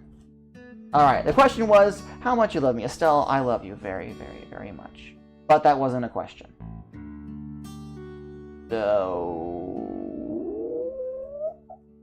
anyway. But yes, now we are approximately at the halfway point of the stream, or at the very least, we are in the downtime. So I think while I start cleaning up, we should talk about some serious business. First of all, my name is Gata. I probably should be saying this more often for people who are popping in and out. But this is Coop Cakes. Every week, we try a brand new recipe out, be it a new flavor or a new technique. Oof, I cannot talk and work at the same time. It's gotta be one or the other, I guess. But yes, you can follow me on Twitch, where I am considerably funnier, and I post mostly about my wife and sometimes about chickens. We also have a Discord group, where we mostly just post about my wife and chickens, actually. It's kind of a recurring trend here. But we do have a whole lot of fun there if you want to join us. We also have a YouTube channel, which actually, as of today, should have its first 2 videos up. It's not new content, unfortunately. I'm working on that. I want to get fresh content, but right now it's currently only an archive. The very first 2 Coop Cake streams are live literally right now. They were set to upload at 5:30, and for the next couple of weeks, 2 more episodes will pop up as well, so if you were unable to watch them when they were available on Twitch, as they should be down by now, you can go catch them there. I will warn you, everything about this show is still very work in progress, so be warned. It's kind of weak sauce, but we're getting there. Eventually, I'll have a stream that I say, yes, this is good to watch, even if you weren't there for it. We'll get there eventually. I already mentioned before that we are opening up a brand new show on top of Coop Cakes. Coop Cakes will still be airing every single Saturday, as long as I'm physically able to do it, at 5:30 p.m. Eastern Standard Time. But we are opening a new show that I'm referring to as Experience Farming, which is going to be our generic gaming stuff. I'll be in front of a face cam, there'll be a video game playing, you get to talk to me while I do it. It's going to be super swell. We've already had a couple of test runs of it. A couple of weeks ago, it was a hiatus-esque Coop Cakes, where we didn't make cakes. We tried that out instead, and I really enjoyed it, and you guys seem to enjoy it too. So we're now making it a semi-regular thing. The schedule for that, however, is still kind of up in the air. When I have more information about that, I'll make sure you all are the first to know. For more... there we go. For more local content, you may have heard us a second ago talking about redeeming. We currently use the Streamlabs overlay, and with it comes a fictional currency that we call Box, the chicken joke. Get it? For every 10 or so minutes that you watch my stream, you're going to get 5 or so Box that you can use to redeem for cool things like asking me direct questions, having me tell funny jokes, upgrading your account on the Discord server, because everyone starts off at a low rank just to weed out the trolls and whatnot. So if you watch a lot and redeem those Box in, then I know for a fact that you have been watching and enjoying my content, which thank you for, by the way. There's a whole lot of cool, fun things you can do with those Box beyond just making your Discord service a little bit better when you're on my Discord server. But apparently those aren't working all that great, so I don't even know why I'm shilling them right now, because clearly there are issues, but they're there. I'm trying to think, what else? There was some other stuff. Music has been brought to you by Kevin McLeod of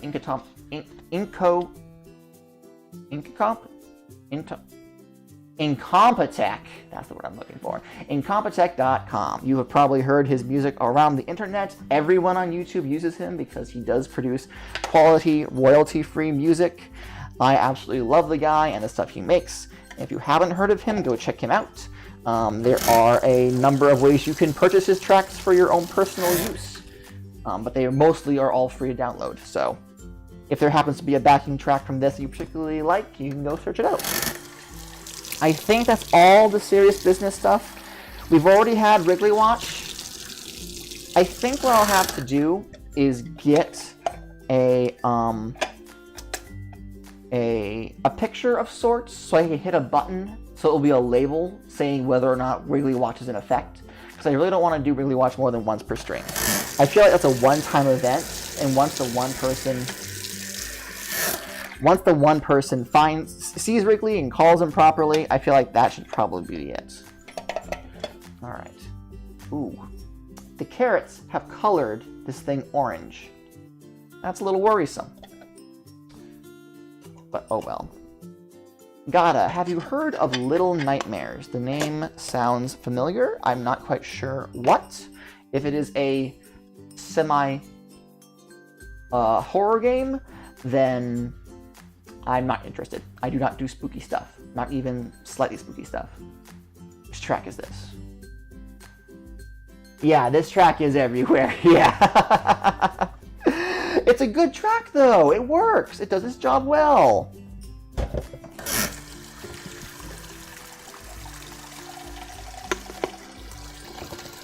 Little Nightmares is a video game. Small person, yellow coat. Yes, I have heard of it. It's like a puzzle-ish game, right? It looks spooky, though. And I don't even do small amounts of spook. I am a big weenie about it. If you get it, tell me how it is. I personally have been recently gifted Hollow Knight, which is a very atmospheric platformer with some spooky stuff to it. It hasn't gotten too spooky yet, but I still find myself a little creeped out sometimes. I haven't gotten terribly far on it. Yes, I'm a weenie just like my dog. Well, I say that. Dachshunds are fearless. They are monsters. They do not know the meaning of backing down. If there is a threat, they will utterly obliterate it. Did you know that dachshunds were actually originally bred to hunt badgers? Their small size was bred specifically so they could burrow in after badgers when they tried to escape back into their den. And if they got stuck, apparently hunters would just grab them by the back legs and pull them like a carrot. They just pop right out of the ground. Yeah, dachshunds don't. They aren't afraid of no thing. They don't afraid of anything. Except for thunderstorms. Wrigley is very afraid of thunderstorms. Even when it starts just raining, he comes to find me to hold him because he's afraid the boomers are coming.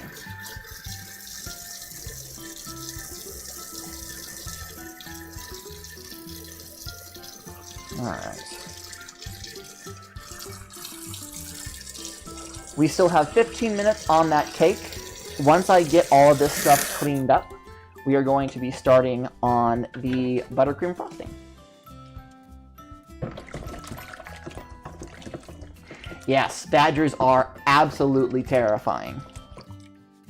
Luckily, the largest beast that Wrigley has gone toe-to-toe with and killed successfully has been a very unlucky hamster. That's a story in and of itself. He has not needed to use his fierce warrior powers for anything. Yes, Estelle, there are some Hufflepuffs around. I am told that I am a Hufflepuff. I'm still not entirely sure what that means, and it feels kind of like an insult, but whatever. I'll accept it. I have never read Harry Potter, so I don't know.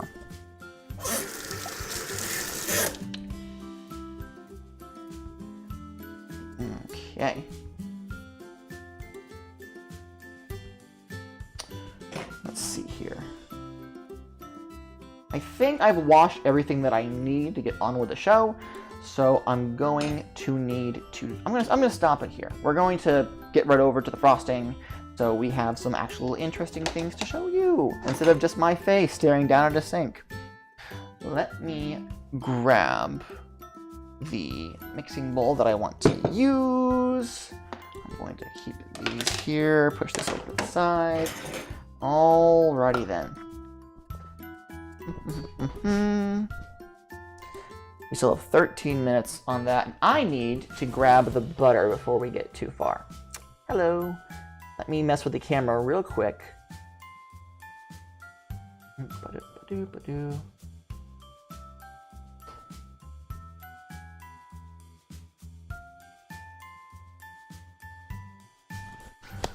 Alrighty then. Let me grab the softened butter real quick.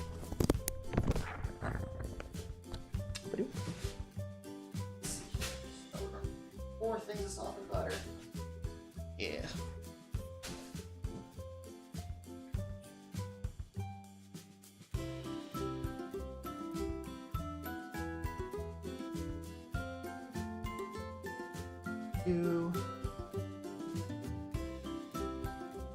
All right. Am I missing anything? I know what I'm missing. 1 second. I do this every stream, I swear. Vanilla extract, we'll need that. Alrighty then. Everyone in chat's talking about Harry Potter. Something that I cannot discuss whatsoever. Alrighty then. So, yes. Making buttercream. A regular buttercream recipe is 2 sticks of softened butter, up to 4 cups of powdered sugar, a teaspoon of vanilla, and a tablespoon of milk. We are going to want to make 2 batches, and I was thinking of making it in one big bowl. That's a lot of powdered sugar. So what I'm going to do is make 1 batch, put it into bags, seal the bags up, and then make a second batch. We have time, because like, even once the cake comes out of the oven, we still gotta let it cool and all that, and you know, so. Alright, so where should I start with the butter? Alright, so 2 sticks of unsalted butter. We are not gonna be messing with any colors today. Mostly because I'm still unsure of the exact colors that the sibling who is getting married wants. And also because it'll take up some more time that I really don't want to spend. We're going to be making a lot of frosting. All right.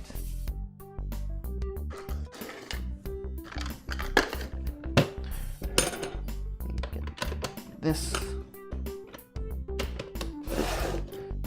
Okay, this is dry.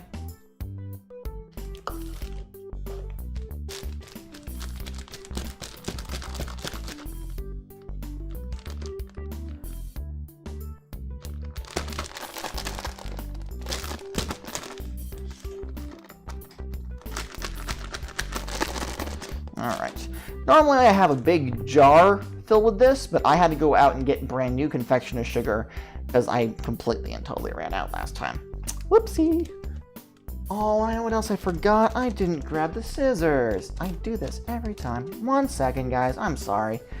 Y'all are talking about random stuff in my chat, so you don't even need me. I'm just back noise, aren't I? I see how it is.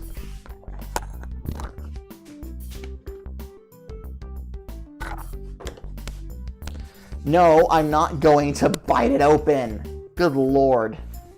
John. All right.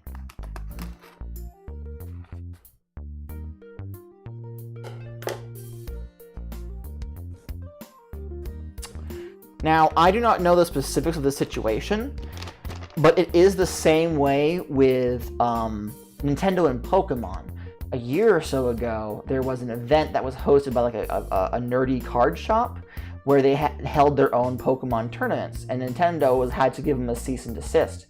The trick is that if the event is charging tickets, or if it's taking place at a place of business and they're using Harry Potter or Pokemon to promote the event, even if they aren't going to make any money off the event itself, it's technically using a property that isn't theirs to get people to come and eventually, give money.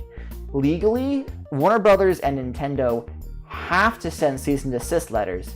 If they are informed of these events and they do nothing, even if it's out of the kindness of their heart, the next time they take someone to court over a severe breach of copyright, they can actually lose their copyright because there is evidence of them not seeking to protect it. It's not necessarily they're being a bunch of party poopers. It's upsetting. It's sad, but that's just the way copyright law in the States work. So, as upsetting as it is, people can still throw Pokemon and Harry Potter themed parties and plan like meetups and whatnot.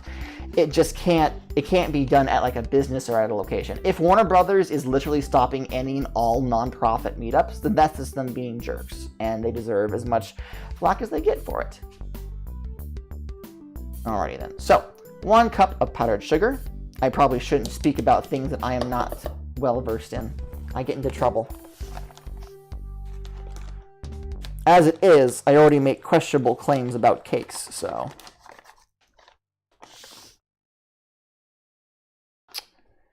Ooh, well, I know nothing about UK copyright law.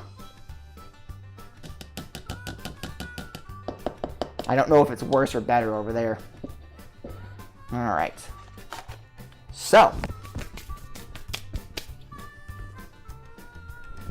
That's 2 cups of powdered sugar.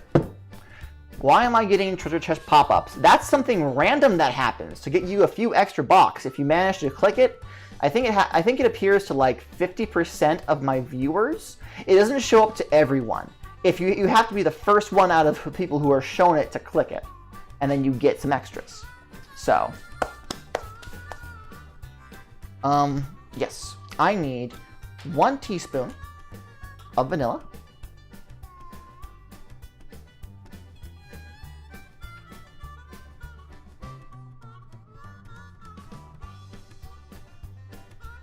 One teaspoon of vanilla, badoop.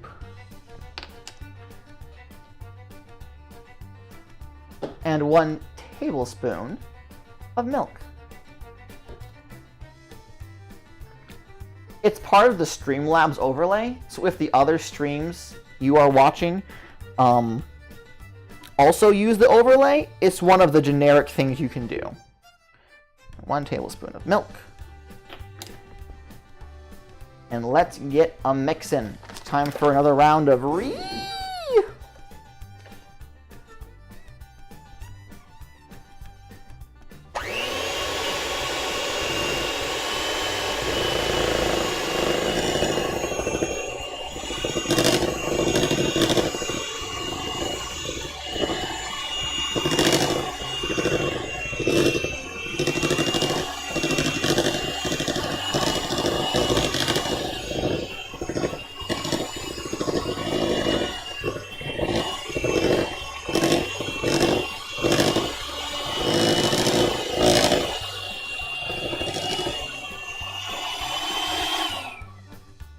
Alright, gotta scrape the sides to make sure all of the powdered sugar gets included, that doesn't just get packed off to one side.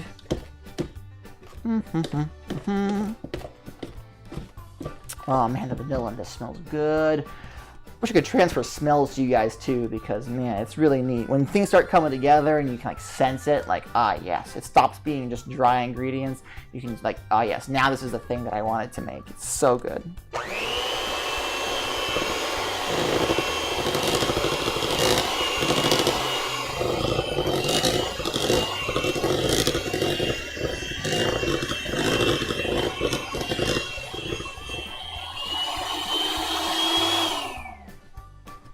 Alrighty then. So, buttercream frosting, stage 1. Let me get, do I have a little spoon over here? Got a little fork. Yeah, let me take just a little teeny tiny taste out of this.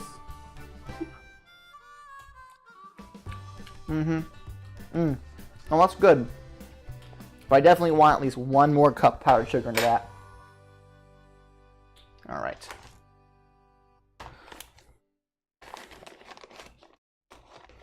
Oh, that'll be neat. A full dive virtual reality. Y'all can stand here in my kitchen and watch me bake. You can look at all the mess of my living room that I don't show on camera, that I purposefully positioned the camera away so you can't see it. Alright, so that's 1 more cup. I'm gonna mix this up.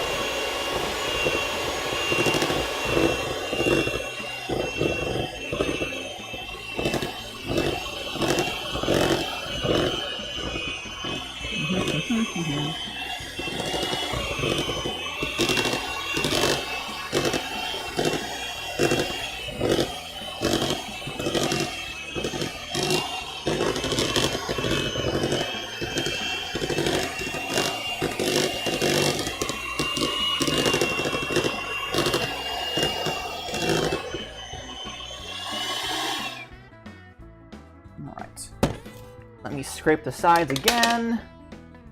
Make sure I got all of the powdered sugar. Okie doke. Yep, this is good. And it's about as stiff as I'm going to want it too. And that's good. I was worried. I think what I'm going to do is, because this batch is going to be specifically for frosting the cake, I'm going to make sure the second batch of frosting has a little more sugar in it, so it's a little stiffer, since that's the one I'm going to be using for all the intricate details. So, let me put this up here. Alrighty then. One last round. Well, for this batch anyway.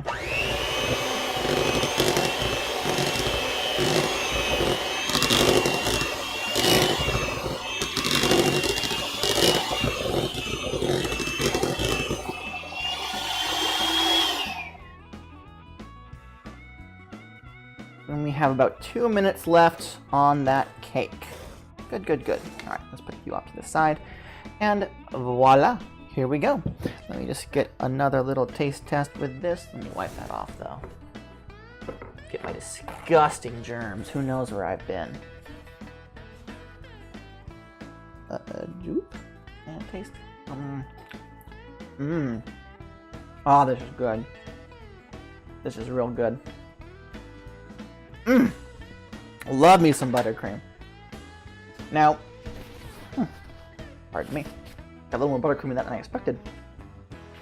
One of the things that I probably should be talking about more, and something that I've been meaning to mention, is that I try to make sure that all the stuff that I do on stream is fairly simple. Aside from like the special tools like the tips and the bags, you guys can pretty much do this on your own. And honestly, if you have any interest in baking, I would encourage you to. Even if it doesn't come out looking perfect the first time, even if you struggle making all the details right, being able to like make frosting from scratch, make a cake from scratch, like, it's just nothing like it. Like, you get a really good sense of accomplishment. It's really, really, really, really nice. So, yeah, if you guys ever get the chance, I would strongly suggest it. Alright, oh, that's not the right bag. Now, let's get this frosting into a frosting bag. I purchased a new kind of frosting bag. And I'm going to tell you right now, this isn't one of those things where I'm like, oh man, this new thing is so cool. No, these bags are not all that great. but I purchased them, and I'm gonna use them. So that's kind of all there is to that. Unlike the smooth plastic of the Wilton bags, this is got, like, you can probably see on this, there's texture to it. It's like crocodile skin, and it's slippery to touch. It feels really cheap. So I don't know how it's going to hold up to pressure. I'm hoping it's okay. Oh goodness. The cake is ready. So, give me 1 second. I'm gonna go test it real quick, make sure they're done all the way through, and if they are, I'll bring them over and show you. 1 second. Okay. Turn the timer off. Where are my gloves? I need to get a knife.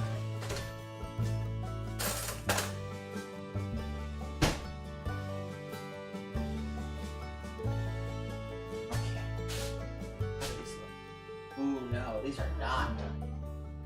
These are decidedly not done. They're still bubbling, they're still watery. Huh. Okay. Well, that's okay. I set it to 25 minutes, which was the low ball, just to make sure. I'm gonna boot this up another 10, which is the mid-range. And I will try it then. Estelle has said, as a Floridian, we know how Crocs feel. Also, they taste yummy. Yes, that is true. Gator tail. Oh, love me some gator tail. I'm torn though, because like, when they have, there are two kinds of gator tail that I get at restaurant, right? There are the kinds that use, they use like specific spices to create a taste that's to their restaurant. Like they have their own personal recipe for the spices they use on their gator tail, right? But then there's the places where they barely season it all. It's just gator, they fry it, they put the bare minimum on it so that it doesn't taste totally bland, and they serve it to you because that's straight up gator tail. Like they don't try to hide it or pretend it's something it's not. They know that gator tail is gator tail, and you're there. If you wanted a specific taste, you just get the fried chicken, right?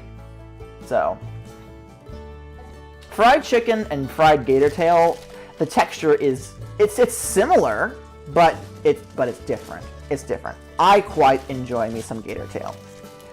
All right, what was I saying? Yes. So we're gonna double bag this. I was talking about the state of this bag before the alarm went off. We're gonna double bag this. We're just not even gonna put a tip in this guy. What we're going to do is take a different bag, put a tip in that, and then put this bag in that bag, so it all balances out in the end. So let's get. Yeah, this is all crinkly, and I don't like these bags. I'm gonna use them though. I spent money on them, so I better. Of course, if they're absolutely worthless and they just break, obviously I'll have to use something. I'll have to bite the bullet. Go ahead and get proper bags this time. It's what I get for trying to buy them cheap. Like, Nah, Carol. Like, it's not all that hardcore. You think alligators, you think teeth and their strong tails and they'll kill a man and all that stuff. And yeah, they are dangerous, but it's no different than any other like local wildlife foods that you don't normally get. Now, what's hardcore is my wife. I don't know if I should tell this story because she doesn't like it when I do, but I'm going to anyway. My wife used to work at a family restaurant. Her family owned it. Her cousins did. It was called the Outback Crab Shack. And it was called that because the whole thing basically was a shack. Like the floors looked like they were made from really shitty wood. The entire place was, I don't want to call it cheap, but there was a very specific aesthetic to it, and that aesthetic involved a lot of banjos. Her family, good lord, they are pretty darn country. Like when you think, no matter how I describe it, it's going to come out sounding bad. I'm actually going to stop. But any stereotype that you think of for like, you know, deep south, living in the swamp, that was them. That was them. Bless them, but that was them. All right, so that's one thing of frosting down, by the way. But most of the stuff that they caught, that they sold, was local caught. So they would have the local shrimp guy come in, they buy shrimp off him. They had local fishermen come in, they buy the fish off them. They had the local people who would catch gators, bring the dead gators in, shove it in the freezer. You'd go out to the back of the building at any given time, and you'd see someone out there actively skinning a gator, which they were going to be planning on serving up to the people in the restaurant that very same night. The new people, when they first started, were always in for a wild awakening. The Crab Shack, unfortunately, no longer exists. The second to last hurricane completely destroyed it, so it is no more, and they do not currently have plans on reopening. So it's a shame, but also, good lord. All right, so now for step 2. We are going to be using that bag primarily for frosting the cake. This one is going to be used for the decorations. So I'm going to want to put in probably the full 4 cups of sugar just to make sure it's it's going to hold properly when I put it onto the cake. It shouldn't change the taste too much. It will be noticeably sweeter, but it won't be too drastic of a change, I don't think. All right, so that is 2 sticks of butter. And of course, if we don't have enough frosting, I have another 2 sticks that are pre-softened back there. I can just mix up some more.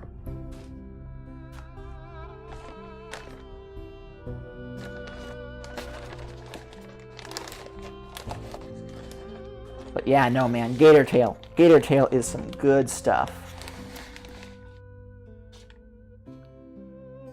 My wife gives me flack because once I've tasted the raw gator, like just straight up as it is when they bring it out, not raw, it's cooked, but you know, I reach for the ketchup because I put ketchup on stuff. And if you get me some gator that's just tender enough, put some ketchup on that, and oh man, that's some good eating. Oh no, Carol, you lost the story. I'm sorry.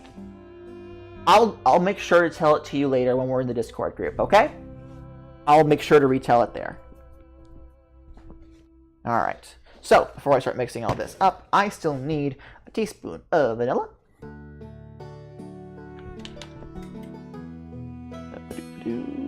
That up.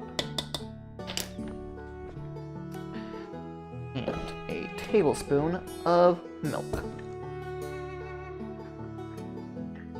Now, obviously, I had to do this cake this week for Coop Cakes, but any other week I don't have anything specifically planned out. I am always open for suggestions. If you guys find a recipe for a cupcake design that you think is really nice, I accept those suggestions. If I like it a lot, I'll add it to my queue. Oh, I'm sad to see you go, Carol, but you have a good night. Thanks for coming by.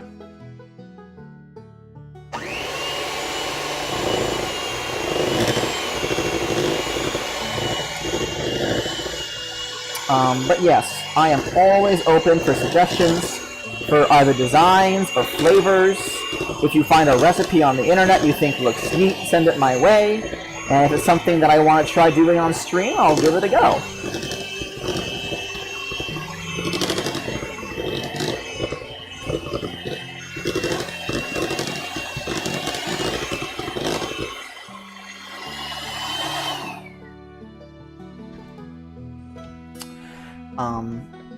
Next up on the list, I recently purchased a couple of new doodads that allow me to make cord and filled cupcakes. So I do have a design that I want to do next week that's based around that. And at some point, I do need to attempt that fondant. I've been promising you guys, and I haven't delivered, and I do feel bad about that, since some of you, Estelle, have been very vocal about it. Well, Estelle and Jin now, I guess. Thanks, guys. Love you too. But yeah, no. That is definitely on the way. But beyond that, I do not have a whole lot of plans. A lot of the experimenting stuff that I do is kind of boring. Because it mostly involves me doing the exact same thing 3 times over and just testing out and making tiny tweaks to see how it comes out in the end. And that takes all day, because like it takes a minimum 20 minutes for each batch to bake, you know? So that's not something I really want to do on stream.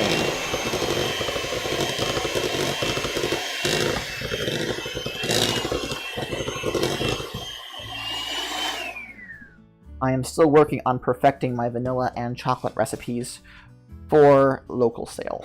Alright, let's take a little taste of this and make sure everything's on the up and up. Yeah. But, needs that sugar. The consistency to it, not enough. Pardon me. Okay. Oh, the cake is literally 30 seconds away from that alarm going off. Let me check that real quick, and I'll be right back with you guys.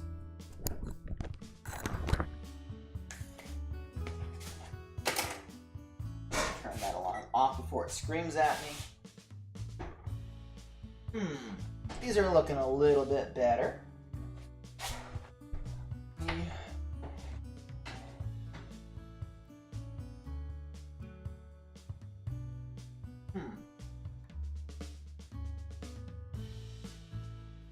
I think these are about done. Neato. Alrighty then. So, let me pull them out.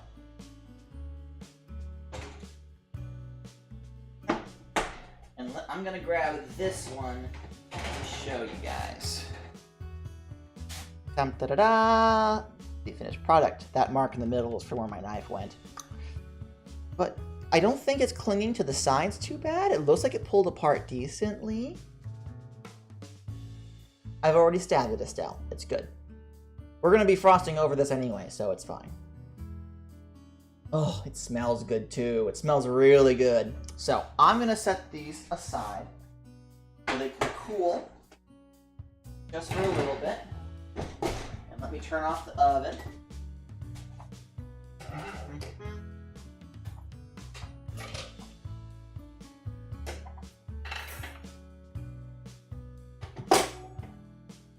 I'm going to want these to cool as completely as we possibly can get them, so that they are ready to frost. Okay. So it is, oh good lord. It's almost 8 o'clock. I didn't realize how long we've been going. But that's okay. The party don't stop.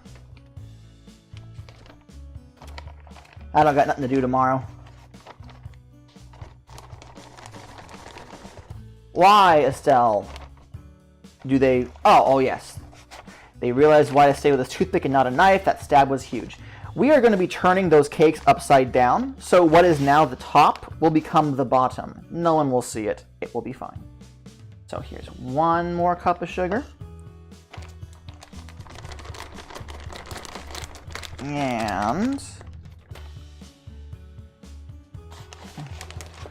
this will make it 2 cups of sugar.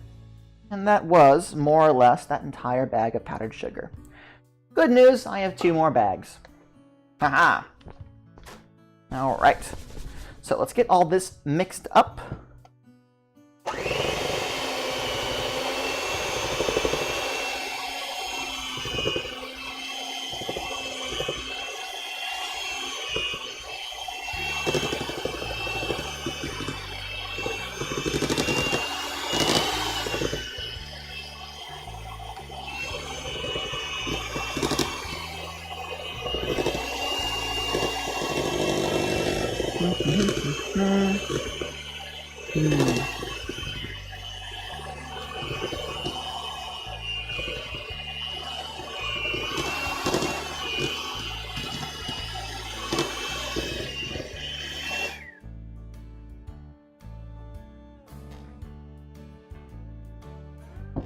Yes, Estelle, powdered sugar, milk, and food coloring is good to make icing. I personally have never needed to make icing. I am not a cookie person myself.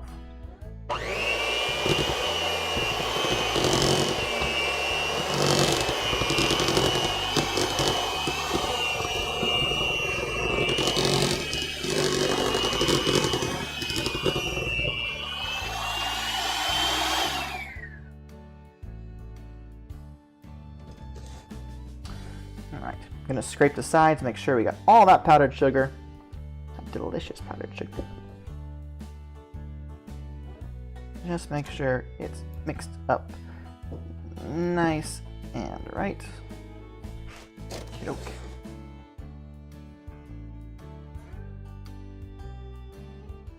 Cookies are one of those things that I've never really bothered getting into, mostly because if I spend any time baking, it is because I want to make cakes. It's kind of my thing. I tried making sugar cookies once. It did not work out well.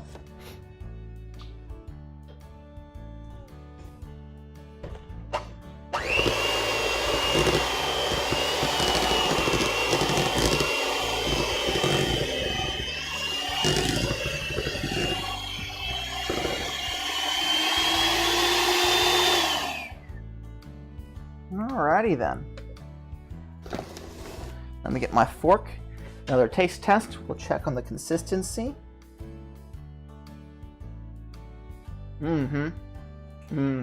Very sugary, but good. And it feels like it's going to hold its form real well too. So, let me grab another frosting bag. Buddy.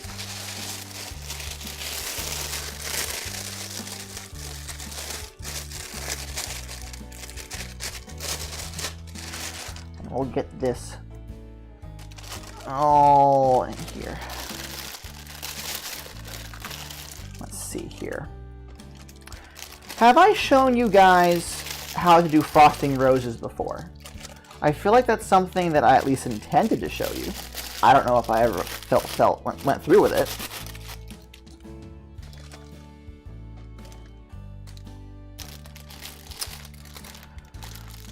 Because that cake is going to need a little more time to cool. Let's see here.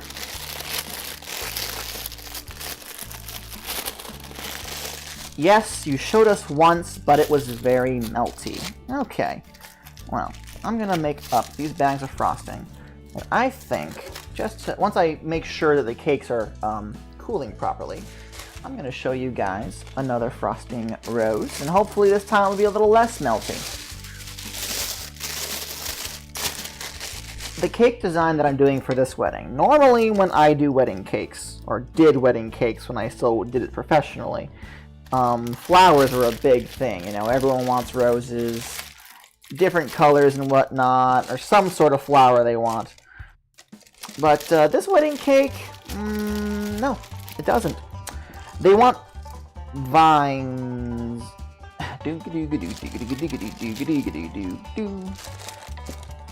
I really got to figure out a way to get that.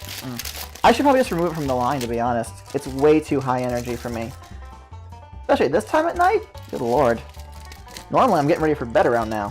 I am an old man.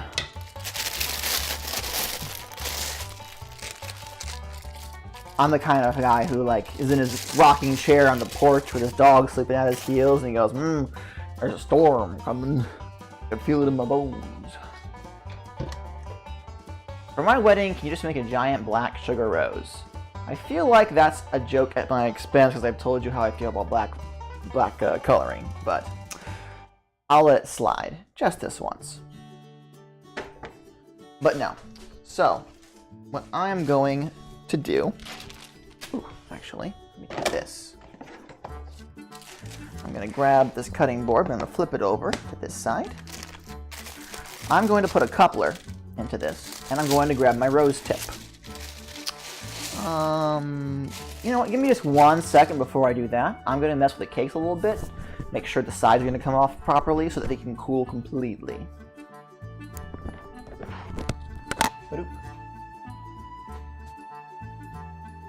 These are cooling nicely. Yeah, that came off nice.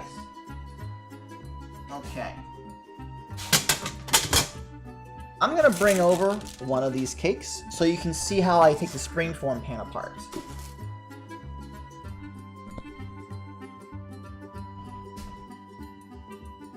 Okay. So, we have here the springform pan. with the cake in it, and it's currently on one of these cooling racks. Now, how it works is that this whole thing, this round bit, continues on in. It overlaps, and this thing is what holds it together. So when I undo this latch, this part will separate, not completely. It'll still be one big round majig, but it'll pop open just enough so that it removes itself from the cake. Now the other one that I just did, the walls separated perfectly. There was no breakage, no crumbs. Perfect. Couldn't ask for a better way. I'm hoping this is the exact same thing, because it is the exact same thing, but of course now that I have it on camera, this is where things are going to go wrong. So I'm going to turn this, and you guys get to watch this little magic in action. Let me just grab it, and you see it widens ever so slightly, just enough to clear the rest of it. Oh, isn't that nice? I love it. Now how the bottom stays in is that, I don't know if you can see, but there's this little lip along the inside. You see that? I'm trying to point at it so that the camera shows. This, yeah, this little lip right here. The side of that pops into there, so when I pull on this thing to close it, it slowly closes in and it creates a perfect seal along the bottom. I love it. Depending on the cake, they're a little difficult to clean. And to be entirely honest, if you're good at baking, which I'm not necessarily, you don't even need that because you already know how to make your cake so they separate from the sides and the bottom perfectly. So let me just, ooh, that's still a little hot. Pick it up from this so you can see the sides of this cake. Yeah. And we still have this thing on the bottom. Yes, these pans are used for cheesecakes a lot. Specifically because with a cheesecake, the side needs to be perfect. There's not going to be any frosting over it. So using this, it helps ensure that your cheesecakes look beautiful. All right, I'm going to move these over here so they can cool. And I'll be right back.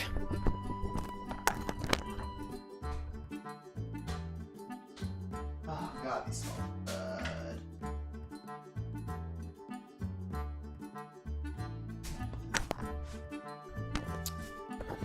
In a few minutes, I'll probably pop back over there to flip them over and remove the bottom and the paper. But in the meantime, yes, I told you that I was going to show you some frosting roses. So, we're going to have this little guy here, and we're going to grab our bag, going to get one of our couplers, these little plastic doodads. Oh, camera's over here. One of these little plastic doodads, a screw and bolt kind of deal.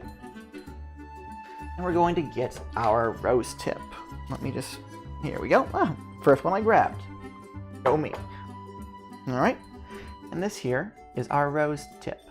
Now, if the camera would focus like I want it to, it won't. Oh well. You could tell that there's the wider end on this side and a thinner end on the top. This is what is going to allow us to create the petal look of a rose. So, first things first, we gotta get the bag open.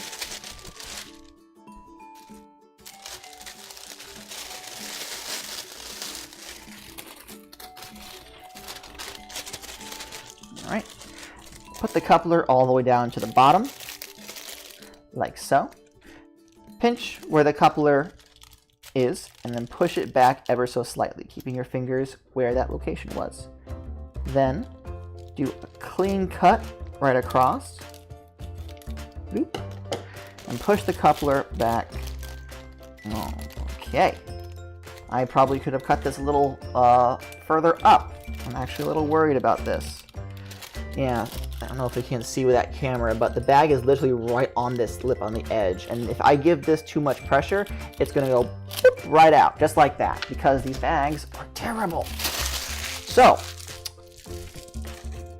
take two. Grab another bag, repeat the process, but this time, treat the bag as though it has no idea what it's doing, because clearly it doesn't.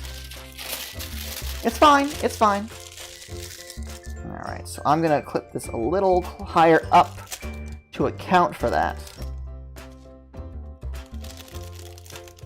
Worst case scenario, I gotta flip it back a bit more. Nope. A much better fit. This time it came in right here at the top. Quite frankly, Estelle, compared to the quality of this bag, a Ziploc would probably be my best bet. But I don't want to waste my Ziplocs. So, alright, I'm skipping steps. Then, take the coupler, take your tip of choice, move back into the camera frame, plop it on top, and then use a little bit here over the top of that and screw it in place. There we go. There we go. Perfect. Now, take our bag of decorating frosting, which is this one, and we're going to want to clip off approximately the same amount. If we clip it too close to the end, what's going to happen is that we're going to have this bag poking out from the end of this am I in frame? I'm in frame now.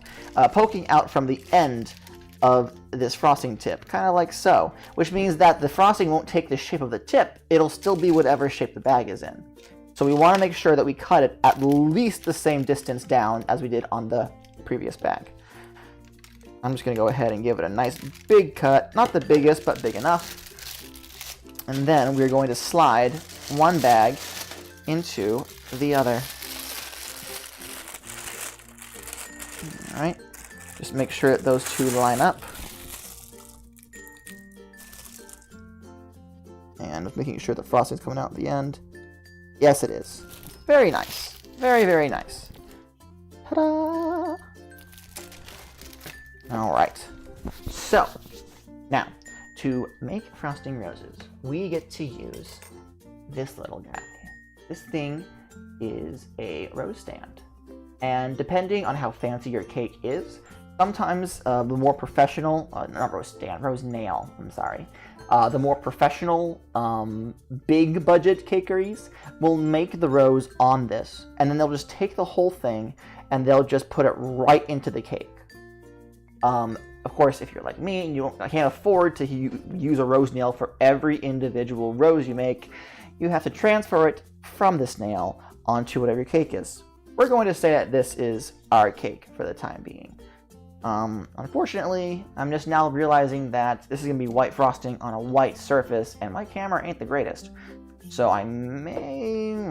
we'll cross that bridge when we come to it. Okay.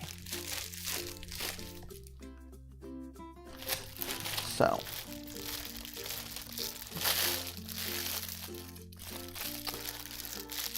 Here's a frosting tip that I tend to ignore every once in a while.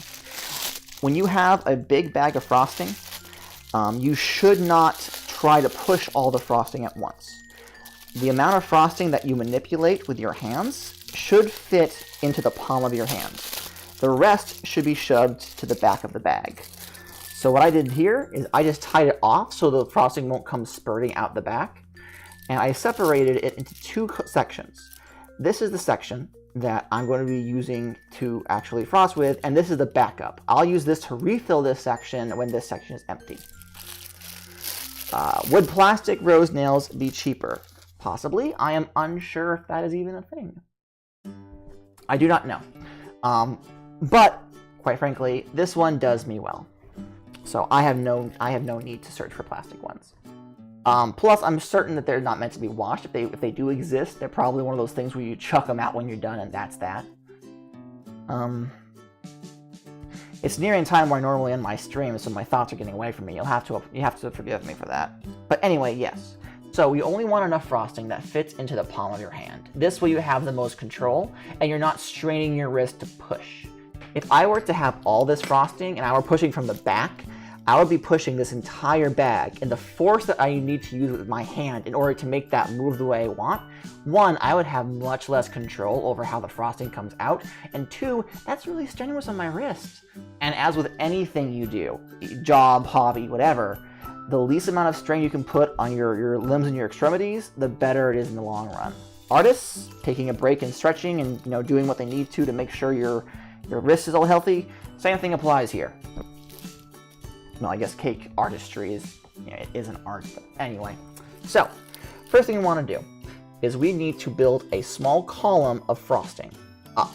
This is going to be the base, the spine of the flower that all of the individual petals will attach to. It won't really be visible when it's done. The petals will be what you see, but that thick, sturdy stack is what's going to hold it all and keep it all from falling over.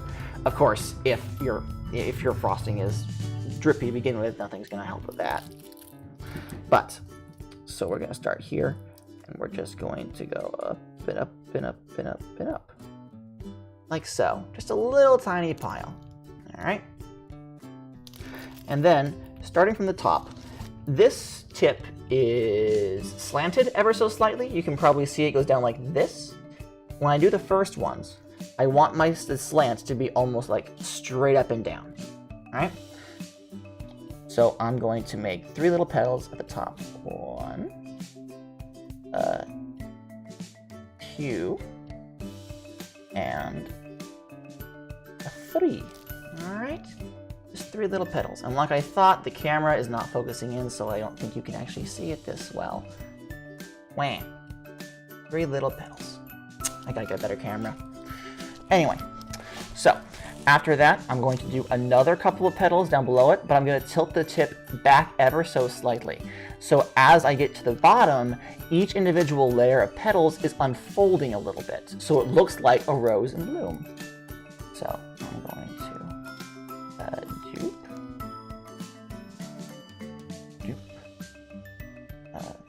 3, and 1 more. And because I'm angling this so the camera sees it, I think I'm actually tilting the flower a certain way. And now the rose is starting to take shape. You really can't see that, can you? Oh man, this sucks. Alright, well, last one. I want to tilt the tip not all the way back, but just enough so that the final bit covers the most ground. 1, 2, 3, 4. And this was a super teeny tiny rose because I was worried more about the camera seeing it than anything else. But here it is. Oh well. And I would move it onto, well actually now that it's separate, now that it's away, you can see the definition of the petals. How much practice do you need until you get a good rose frosting? If you're anything like me, 2 months of doing it 5 days a week, 8 hours a day. My initial roses, literally they kept calling them pine cones. They did not look good. But practice makes perfect, you know? It took me a long time to get good at frosting. When they weren't actively training me, they usually just had me doing base frosting because there were very few ways that I could mess that up. Though I did manage to figure it out. Anything is practice, and when you're crafting, like this is a kind of sculpture. Like it's edible, but this is a kind of sculpture, and that takes some time. You don't look at their clay or their marble statues and you think, oh yeah, no, I can do that. Just hand me a pick, just hand me a turntable. It takes a lot of practice to take something that isn't something else and make it look like something else. Like that takes some magic. That takes time to master. And even my roses, like I'm looking at it, I see some problems with it. Like there's a couple of these petals, they don't connect properly, they stick out a little bit. Like you guys probably don't see a thing, obviously, because you don't have you don't have the clinical eye like I do, because I've made so many of these darn things. But I would have to try to cover these imperfections up with the rest of the frosting. I would have to like put green leaves in certain locations to hide the imperfections on this. So, like, even though I've been doing it for a while, obviously I'm not perfect. Can't see because of the webcam too. Well, sorry, Jen. One of these days I'll get a better webcam, I promise. But not right now. Today is not that day. So, what I'm going to do is I'm going to grab the spatula that I put the frosting with, and I am going to go ahead and scoop this up.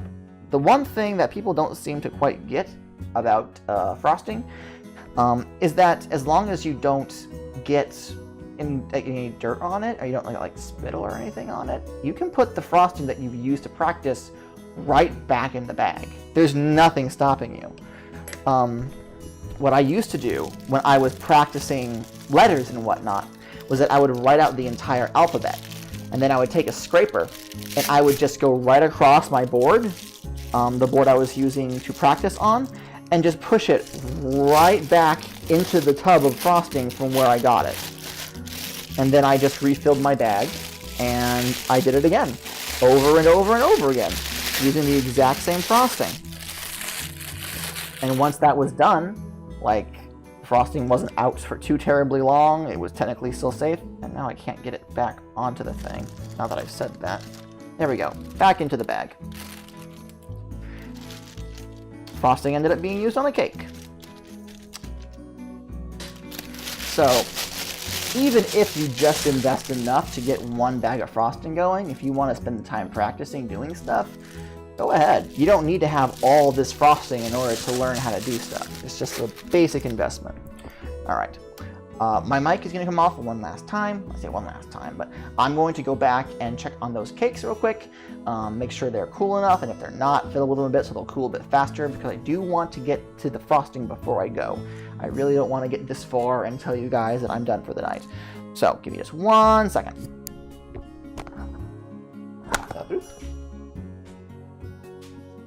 Ooh, they're cooling nicely though.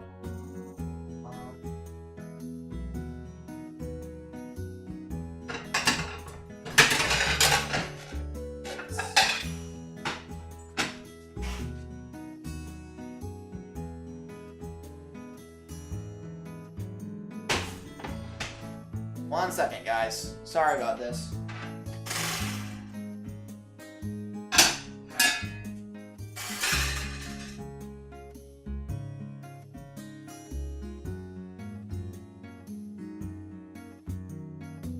Oh. All right. That turned out quite nicely. I think I'll show that on camera, because I am streaming, and that is kind of the whole point. Let me... So, what I just did, what I'm about to do for you guys right here. Alright, so here's our cake. It's still kind of warm, but I want to flip it over. The metal on the base of this still has more heat to it than the cake from the oven. So I want to remove that so that it'll cool uniformly and not keep the whole thing warm. I want this cool as fast as possible. So how we're going to do that is I have this here, a dinner plate. I'm going to flip it upside down, place it on top of the cake, and then flip the whole thing upside down. Alright? We're going to do that together. Just want to make sure I grab the cooling rack, squeeze it together a bit, and whoop! Aha! Hello, Kaiju. Welcome to the stream. It's your wedding cake we're testing out today, bud. Taking a bit longer than normal. It's not hot enough to burn me. Like, if I held my hand here, it would hurt a little bit, but like, I work in a kitchen, I deal with hot stuff all the time, so like, this is nothing. This is nothing. Yeah, Wrigley has already had his hashtag Wrigley watch for the night. I'm not going to grab him and drag him in front of the camera a second time. He's doing dog things. He is tired from his incredibly important cameo from last time. So, yes, so now we're going to gently peel the bottom of this off here, and that came off fantastic.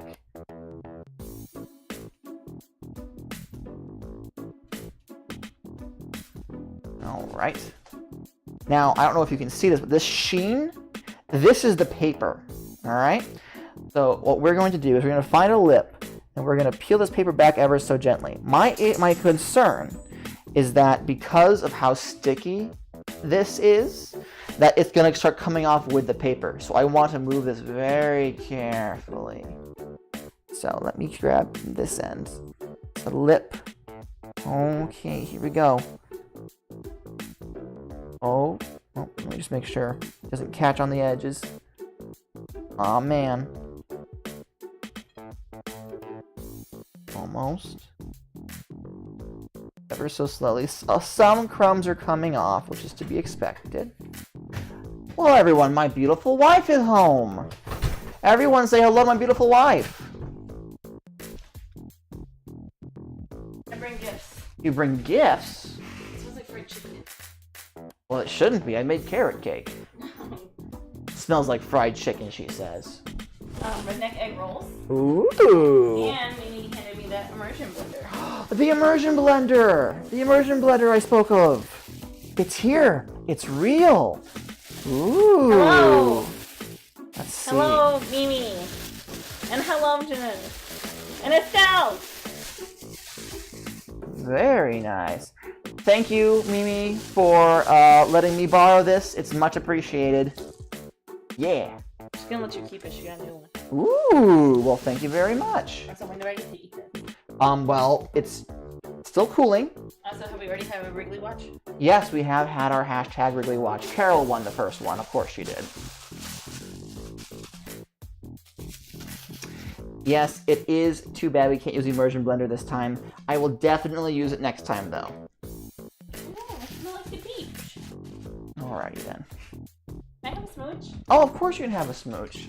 Mwah. I Okay, love I'm gonna you. go shower. Okie doke. Say goodbye, my beautiful wife, everyone. Alright. I will be very careful to not cut my finger off, Estelle.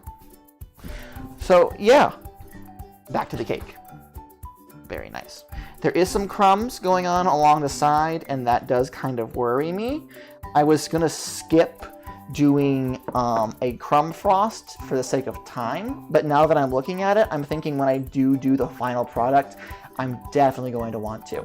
A crumb frost is where, after a cake is completely cooled, you take a bit of the frosting you've made, and you water it down a little bit, and you just do a very quick, very light frosting around the whole thing. It's not meant to have any dimension to it. What it's meant to do is have the frosting soak into the cake a little bit.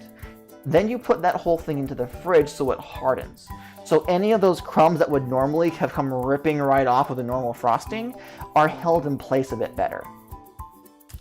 But that takes time that I wasn't planning on spending tonight, and it's already probably the longest stream I've done yet. So we're gonna skip it. If this cake ends up being pretty crummy, then that's just a side effect of me not properly planning. Honestly, I should have made this cake before the stream and just decorated it, because we are, we are 2 hours and 45 minutes in. Oh, good lord. Not that I'm complaining. I'm having a good time. Are you guys having a good time? I hope you are. So, I am going to put this back to cool a bit longer. So I will be right back.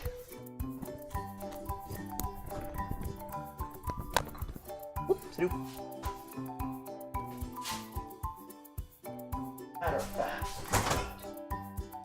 I'm gonna pop these guys in the fridge so they'll cool a bit faster.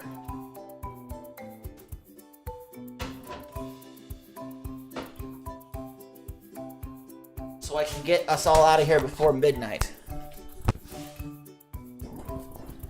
Susie, I don't even want to know what time it is where you are. I know you're over in the UK.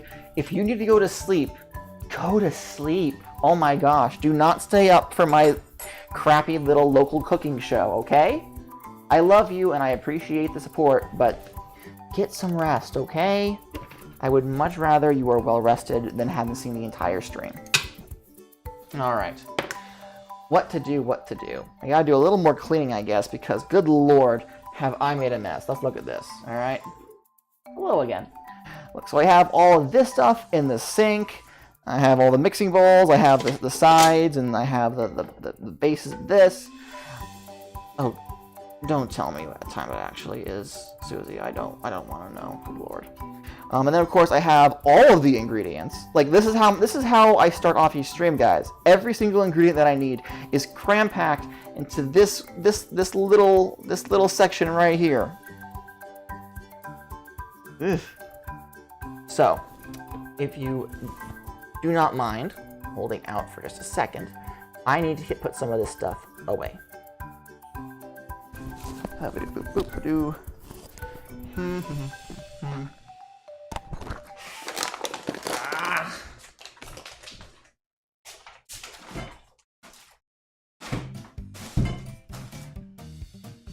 It's how late?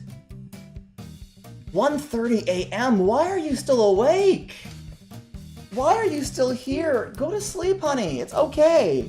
It's okay. We still love you. Oh, Lord. I haven't been able to stay up till 1 in the morning since I was in high school. And even then, I had to drink an entire 2-liter of Mountain Dew to make it there. Like, good grief. I can't even imagine. Yeah, that's a fun thing. Once in my life, I used to keep myself going by drinking 2 whole liters of Mountain Dew a day. I can't drink it now, though. Just the taste of it, and my stomach wants to revolt. Not that I can blame it. It knows what happens when I ingest that swill. Now I am too old and decrepit for such things. Okay. So that's some of the trash gone. That's some of the cold ingredients. So says the farmer boy. That is true. I do wake up pretty early. I'm up at 5 o'clock a.m. every morning. A.m. I specify. Yeah, I'm up at 5 a.m. every morning. Feed the chickens. Feed the cats. Water the plants.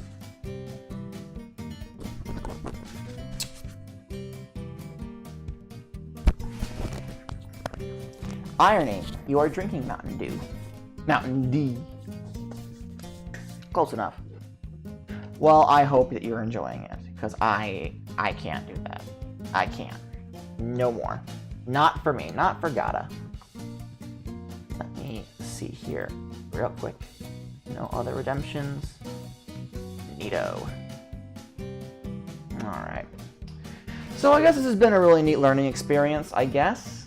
If I'm going to do long-form cake stuff, that's going to take a while. I need to have some sort of, like, in-between. Some sort of, like... Let's see. What am I thinking?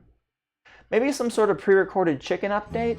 Because, like, I talk about my farm stuff a lot, but unless you're following me on Twitter, I don't show it. You guys don't get to see chickens on stream because obviously I'm here to do cakes.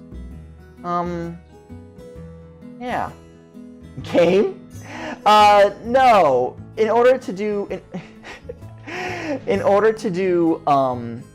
experience farming, even if I wouldn't be able to do it as an interim thing. I have to physically move my entire computer out into the kitchen.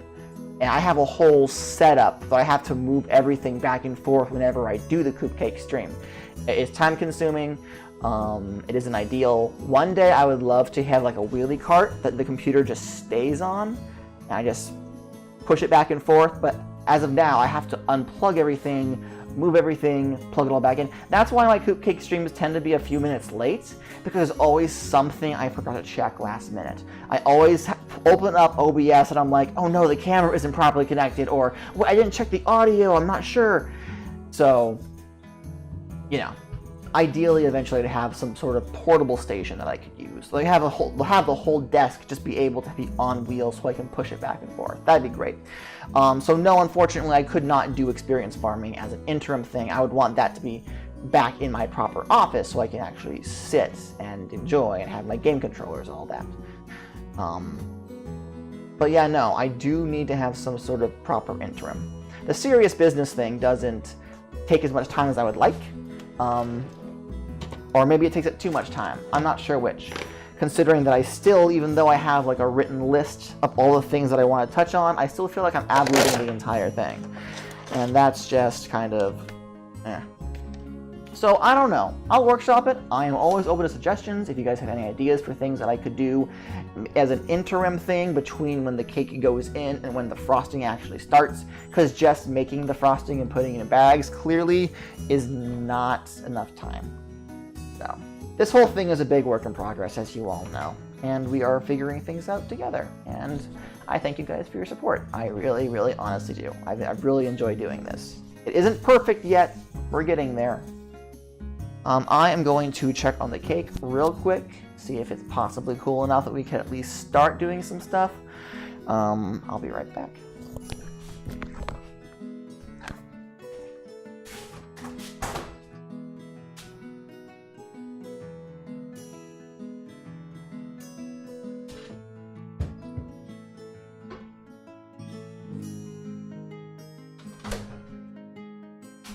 All right. Yes, you lot are my guinea pigs. So, this layer is about cool enough. So I'm going to start with this one, and then we'll grab the other one, and yeah. If you have a legit roll-around cart you want to get rid of, Lee, I will gladly take it. Like, legit. What am I missing? I am missing... I know what I'm missing. 1 second. And I need to get this camera back down again. Goodbye. Boop-a-doop.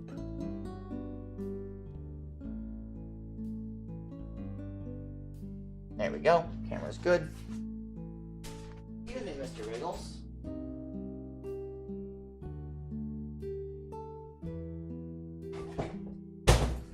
All right. I'm getting one of these. This here is a paper, cardboard cake base that we're going to put the cake on. This is larger than the cake itself to allow us to be able to pick it up and manipulate it without having to actually touch the cake, which is good.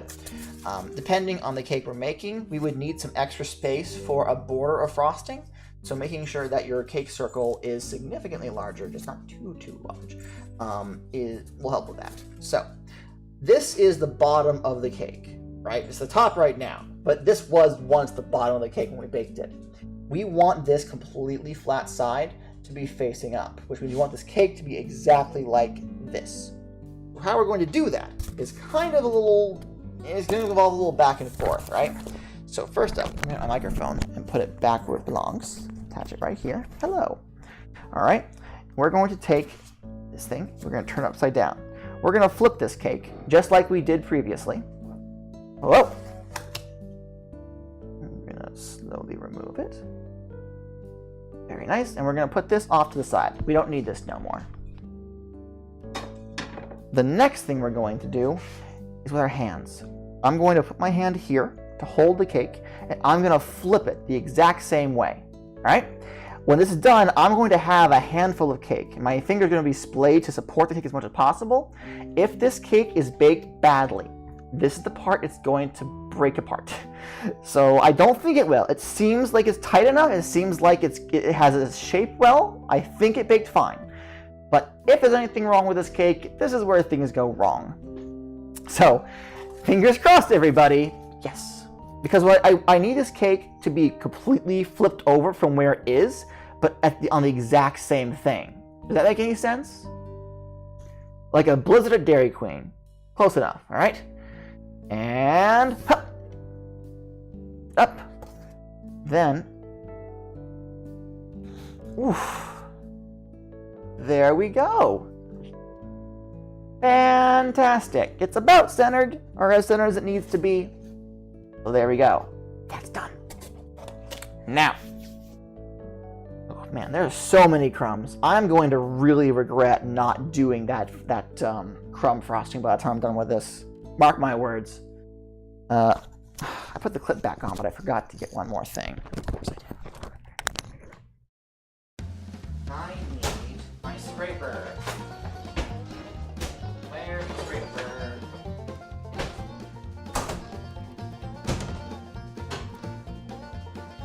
Are those banjos back? This is not the time for this. Although it's how I feel. Rambling around trying to find this one last piece. Here it is.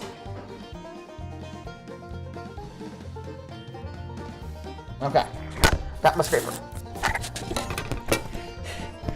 It makes the banjos make it feel as though it's a mad dash, but like it's not that bad. It is very much like Scooby-Doo. Oh Lord. Alrighty then. So, okay, now we're getting to the actual base frosting bit. And for that, we are going to need my frosting stand. Here we are. It's a little scuffed up, but it reads I Heart Frosting. This is actually from Cake Boss, actually. I found this on clearance at a, not a thrift store, but one of those stores where everything they sell is no longer sold anywhere else, but they still have like stock around because it didn't sell all that great. So this was there, and it was like $5-6, so I picked it up. It rotates, which is really nice, and around this side, you can see this little red bit here, there is a flip thing. Let's see. How does this work again? Yeah. Okay. There's a little lever thing that I hit, and it locks it in place. So I can choose. Now, what I really should get at some point are the ones where it's the metal top, where it's a similar base, usually made out of ceramic, but then it's just pure metal. Because when you spin those babies, it just keeps going and going and going and going. You give those one good spin, and the cake's on it, and you can basically just stand there with this thing, just scraping the frosting off as it keeps going for around and around and around and around. It never stops. And then you just gotta grab it yourself, and there you go. Super smooth. This is not that, however. Let me move this further. Oh, sorry here. All right. So we have our frosting stand. I'm gonna put this in the locked position for right now. I don't need it to rotate just yet. And I am going to grab another one of these Less Than Fantastic frosting bags, because today we are going to be using the big tip. I think I've shown it to you guys once or twice. So this is the size of a regular tip. This is the size of a cupcake tip, right? This is the size of a base frosting tip. Look at this behemoth. It's huge. And it has two sides to it. This side is grooved, and the other side is smooth. Big. Yes. I have only seen someone use the grooved side once, because when you put the frosting on, right, you never just put the frosting on and then it's perfectly done. You have to get a scraper to smooth the edges out to get that uniform look. So even if you use the ridge side when you're starting to frost, it's going to get smoothed out anyway. So I'm entirely unsure why the groove is there. I've never had a reason to use it. It's all the same to me. All right, so around here is where I want to cut. I'm going to scoot back. The downside of this being a big tip is that you cut so much of the bag. Like this is like, this is a lot. And when you're doing the two-bagged method, like me, that means you got to cut that bag real close. All right, so there we go. That's in. And then we're going to grab our base frosting bag, and we're going to cut it here as well.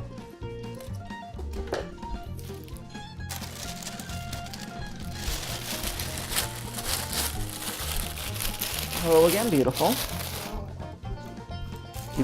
You've come to inspect. Oof. Aw, I'm sorry. I'm sorry, Ali. One day you will have pepperonis.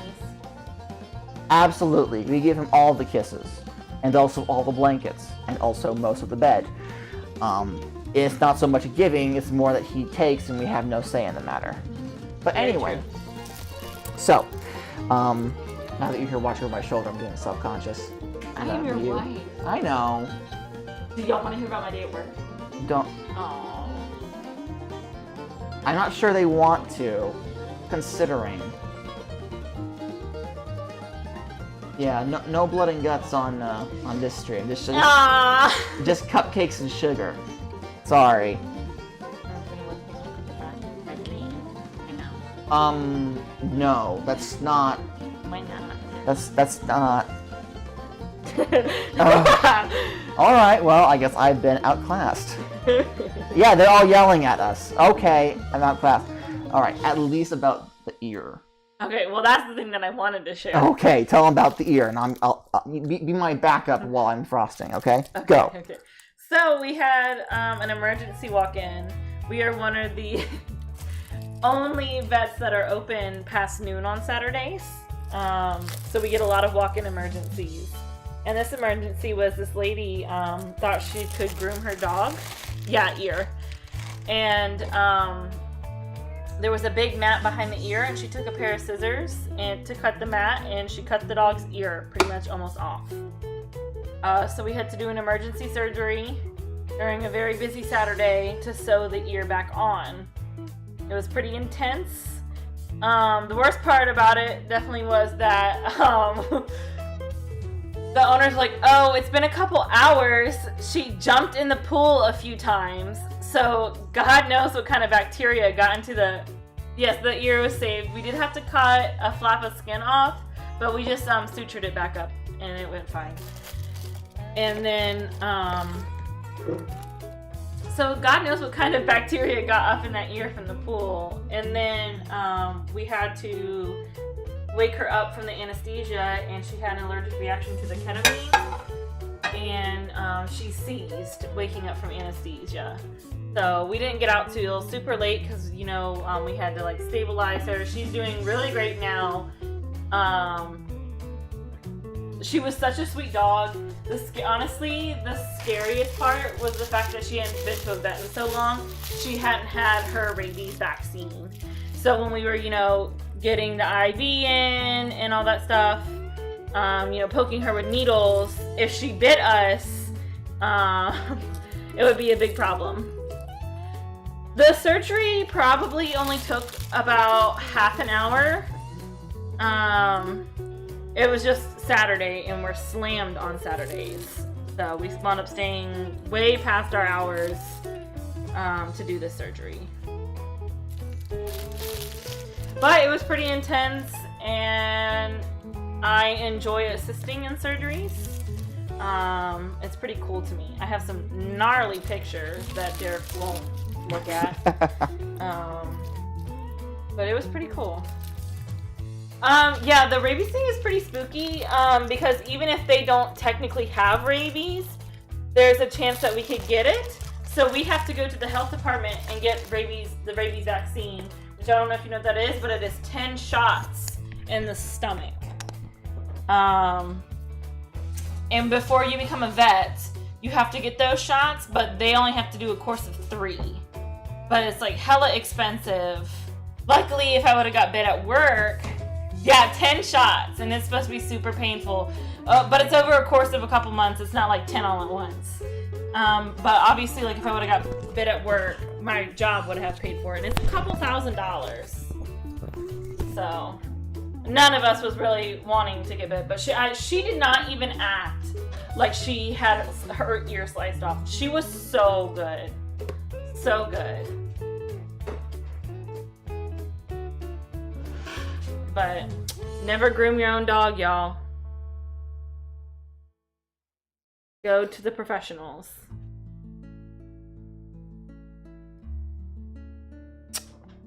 And just like I thought, I'm having some issues. You guys can probably see that ring along the top. I'm cutting it a bit too close, and I'm afraid that those crumbs are probably going to show through the final version. Oh God, the frosting smells so good. Mm-hmm. The good news is that none of it seems to have come off just yet. I want to eat it.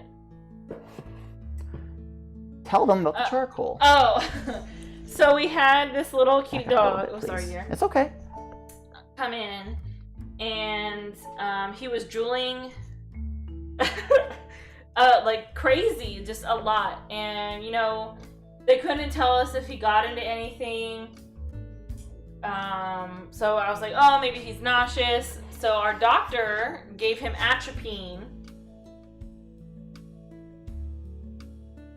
It can be pretty rough, like I'm not gonna lie. It can be very heartbreaking. A couple weeks ago, I brought home a dying dog because owner really waited way too long to euthanize, and I didn't want him to die alone. So I brought him home. He did make it the night, and the owner flew in and we euthanized him, but I could not leave him to die at home alone in a crate overnight. But no, the dog, we gave him atropine and he quit drooling. And so that let us know that he got into some form of pesticide. The owner said that they had moved recently and they had treated the house for bugs. So he definitely ingested some pesticides. So we gave him activated charcoal. Since it's been in his system for so long, and it absorbs all the toxins. And he'll just pass it naturally. Where instead of inducing vomiting, that happens within the first like 3 hours if they ingest something toxic. Yeah, it can definitely be really rough. Sometimes I don't think I can do it. Yeah, so like, have you seen that thing going around that's about the charcoal lattes and how you're not supposed to drink them if you're on medication because it'll absorb all your medication and like make it not work? Like, that is why. Oh, we only treat small animals, so dogs and cats. We do get a couple birds come in to have their beaks and nails trimmed. We a yellow-fronted Amazon, a couple cockatiels, an African gray, and we've also yes, dear. Sorry, I don't want to interrupt. This is your stream. I mean, it is my stream, but that's what I wanted to talk to you about real quick. The chat is actually only part of this video for 60 days. Whoever watches this, if there's anyone who's watching this, after it's off Twitch on YouTube, where I do archive it, they won't know what anyone in chat is saying to you. All they hear is your half of the conversation. So when someone asks you a direct question, all you have to do is say, Junmon said, charcoal lattes? Oh my god, no! Yes, Estelle. Apparently it's a health trend. People have this whole idea that charcoal is like this new deep cleanse. But what it really does is it sucks everything, every medication you're on, not just the bad toxins or whatever you want to call it. So if somebody's on depression meds and they do a charcoal latte, they're literally sucking the good stuff right out of their body along with all of the bad stuff. And like that's apparently the thing the kids do these days. Yeah, so you can continue. I'm sorry for interrupting you. I don't remember what I was talking about. Charcoal lattes, apparently. Oh. The dog that had the pesticides? Oh, so yeah, it was just,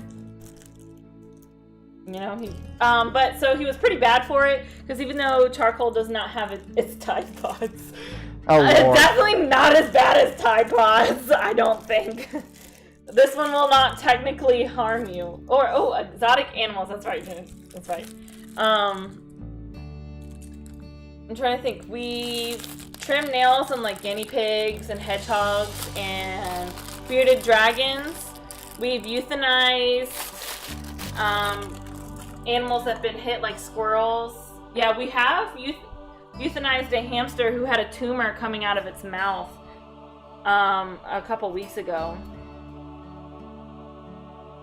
I think the charcoal face masks are to exfoliate, and something about the I don't know about the toothpaste, but charcoal has no flavor, so but no one enjoys drinking, 120 milliliters of charcoal, so I don't blame that poor dog. As far as I'm personally aware, it's only if you ingest it. The charcoal will like suck the stuff out of your face if it's in contact, but when you ingest it, that's when it causes serious harm, especially when you're on medications. Yeah. But this is just my secondhand knowledge. I'm no master at this. Oh, we did get it's activated charcoal, so it's not like charcoal that you put in your grill. It's a liquid form. Oh, I didn't know that. And it's about the dosage per weight kind of deal. I don't think they could. I'm sure that if they ate too much of it, that it could make them really sick. So this dog was probably 25-ish pounds, and we gave 120 milliliters. Though I swear most of it ended up on me because he was not having it. Like, good lord, I was covered in it. The other week we did get a soft-shelled turtle that got hit by a car, and we cleaned up his wounds, and then we had to send him to an exotic rescue because soft shells can be pretty aggressive. And none of us wanted to get our fingers bit off, and the break in the shell wasn't so bad that he wouldn't die or anything, but I didn't want to send him back into water. And to get infected. It's like grainy. It's super grainy, the charcoal. You know, And it smears so easy. It kills like it gets on everything. Okay, I want to eat this. It smells really good. well, Let me lick it! no. Second, you can have a piece when it's done. But I want to eat it now. Well, if you wait maybe 10, 20 minutes, this is actually one of the very last bits. Aren't you gonna make it pretty? That's what I'm doing. Oh. That's why I have this bag in my hand. Oh, really? It's time to. You're mean to me. I'm not being mean to you. No, he's being mean to me. Don't do this. Good Lord. Yes, it's time to make it pretty. Were you gonna keep talking, babe? Oh, I don't think I have anything more to say. Okay, I wasn't sure if you had another story to add on to that, because... What is another interesting vet story that I have? Oh, Lord, you have so many of them, to be entirely honest. You could have your own stream on this. Oh, God, no. I love you, big nerd. Let the man finish the cake first. Okay, you're my closing act, I guess. Oh. So, if I can interrupt for just 1 second, beautiful. I'm remembering that conversation we had not too long ago, Gata. This is a little different. Okay. Don't make me watch the beautiful. Don't. Oh, Wait. don't be mean to the beautiful wife. Don't. Thank you. Don't name moi. Well, I will name all the moi I want because she's my beautiful wife. Mwah. There we go. You guys couldn't see that because I don't have a face cam right now, but that was incredibly gay. So, anyway, this cake, per the my siblings' request, is going to have a pumpkin topper, like smack dab on top of it. And then coming out from underneath it are going to be frosting vines that curl and go all the way over. I'm doing this all with white frosting for the sake of expediency. But yes, pumpkin! No wait. Uh-oh. What sibling? Did I get it wrong? Am I doing it wrong? Is this not what we agreed on? We talked about this! Oh, you got a different cake topper. When did this happen? Oh, everyone, you're watching me have like a minor breakdown right now. When did this happen? I'm making your wedding cake and I had no idea. Is it not a pumpkin? Do we need a different design? My entire world is crashing down around me, Jessica. Can I still eat the cake? Yes, you can. Is that really? I'm having a bit of a crisis. Okay, you know what? I'll worry about this later. Lee, stop talking. I'm gonna pretend I didn't hear a thing. I'm gonna finish this cake as I intended, and my wife is going to eat it, and it's gonna be delicious. Yeah, good to know now, and not like the night before the wedding.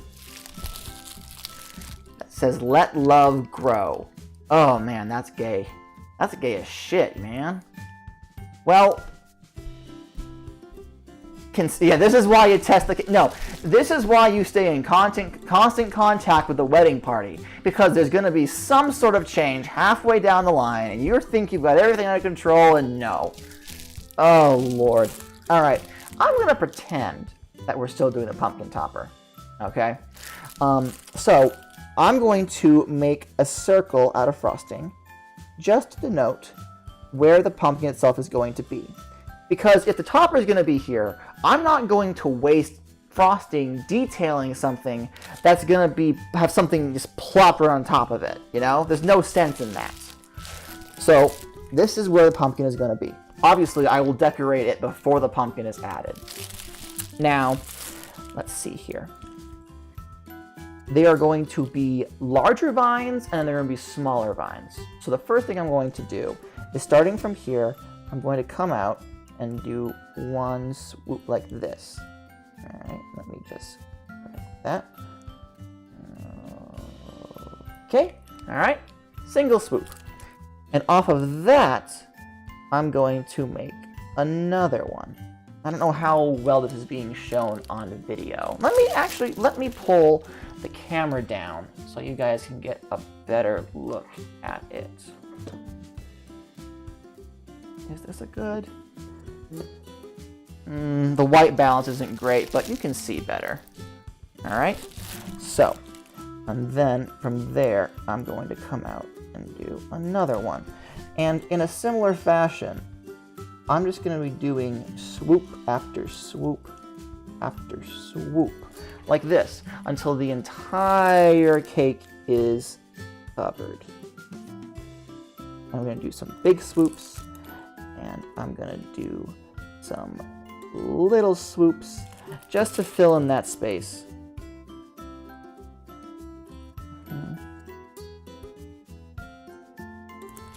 Like so.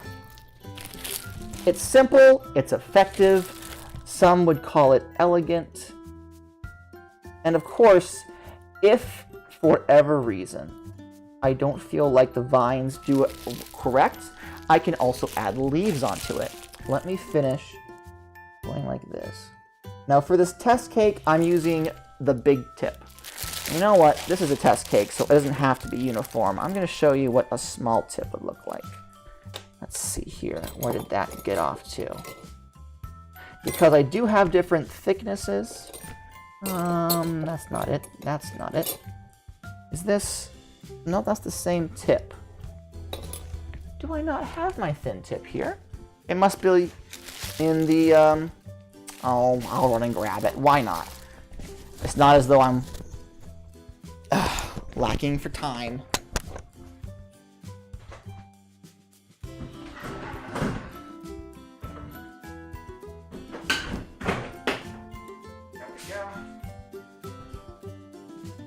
The downside of having limited workspace is that some of the things that I think I'm not going to need... Yeah, it has been 3 hours and 20 minutes since the stream started, and I'm only just now getting to the decorating it. Alright, so this here is a... Oh, camera's over here now. This here is a thinner tip. And the vines that come out of this, the problem with using the thinner tips is that you run the risk of breakage more. Like you saw a couple times I had to go back over a vine because there was like a little bulb in the frosting. With the thin tips, these can break very, very easy. So let me, like this, and out from here. And I'm gonna have this one come out from this guy, come out from this guy, and I'm gonna do one from over here. Can you see that? Yeah, it's harder to see. Let me rotate it. But you can tell the difference in thickness, right? Like you can see right from a glance how much thinner these are. And of course you can see where these two combine, that combining the two different thickness makes them look a little more detailed, a little more elegant, I think. So if I were to like go like this, and then another one right here, just to fill in some of the spots where the big swirls don't quite cover all the space. Let's see, I'll put one right here maybe. Yeah, like so. Fill it in. Now, leaves. Leaves are one of the last things I want to do. I do not want to constantly be switching between tips. I mean, if I had different colors, I'd probably try to make the green for the leaves be a little lighter than the green for the vines. Just very, very, very lighter. Like, not all that much. Enough so there's a small difference, but not enough that you can see it from afar and notice that they're two different greens. Leaf tips are totally different. I'm fine. Everything's fine. My container that the tips are in just kind of fell off its shelf. It's still closed. It's cool. We're good. But anyway, what was I saying? Yes, the thing about the leaves, though, is that once I get all the vines in, there are going to be spots here or there where it's just way too obvious that I had to fix something. And those are the spots that I'll put a leaf in to cover that up. So only the really good-looking vines are fully done. So for example, I don't know if you can see, so like right here, where these 4 different vines all connect, I would definitely put a big leaf right here, because seeing where the vines start tends to be where like it breaks down. Like obviously everyone knows these aren't real vines. It's frosting. It's a cake. But seeing the tiny inconsistencies from the production of a cake kind of ruins the elegance of it. It kind of makes people stop and acknowledge, oh yeah, this is a cake. There's a flaw in the production here. So that sort of thing is something that I'd want to use leaves to try to cover up.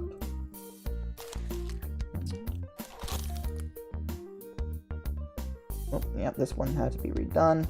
There's not a lot of space in here. I wasn't really thinking. I would have left room specifically for these tiny leaves if I had really thought about it. So what I'm going to do, make the cake with real vines, you coward. Thanks, Jen. So what I'm going to do is switch back to the big the big vines. For this last like fourth of the cake, I'm going to specifically do the vines, leaving room for some smaller ones to come in after them.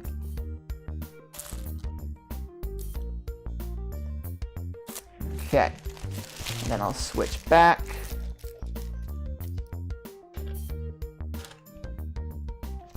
Now the one thing that that Lee has requested of me is that the vines need to go over the side. That's going to be a little more difficult rather, because right now I'm holding the tip up like this, but once I get to the edge and I have to go down, the chances for breakage of the frosting are significantly higher.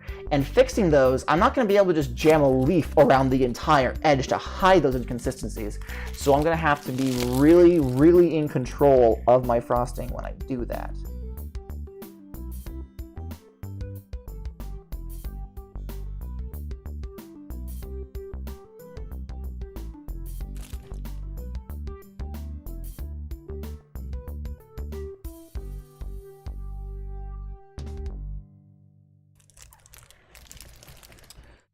Probably do one over here.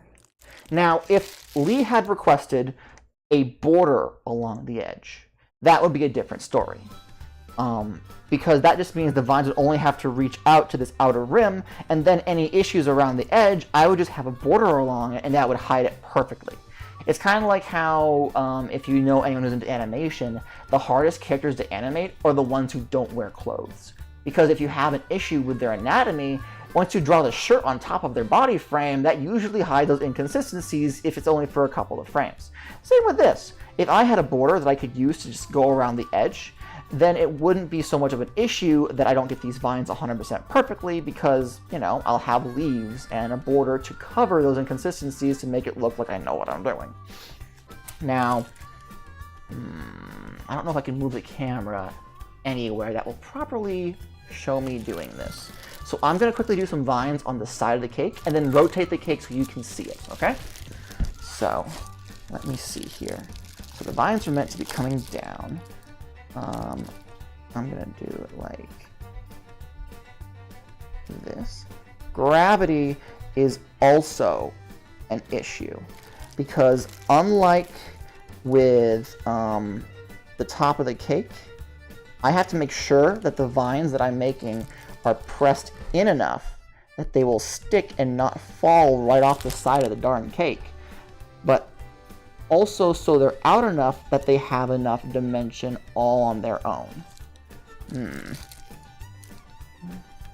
I don't know how I'm going to connect. Like so. Yeah, that looks bad already. Alright, let me rotate it for you real quick. Okay?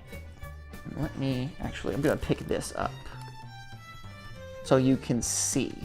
See, right where it goes over the edge, that's where I'm having these problems with the inconsistencies. It doesn't help that the frosting is actually getting warm in my hands and it's losing its hold as I work with it. That's something I have to worry about.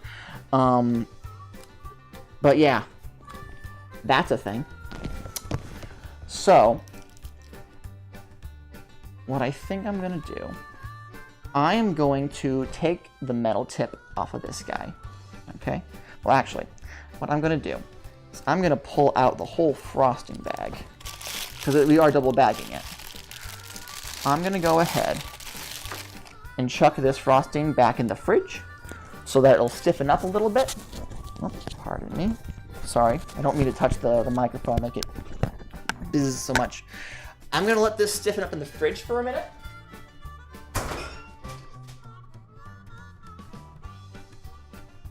I'm going to switch to my second bag, which is still cool and should still have the hold that I need.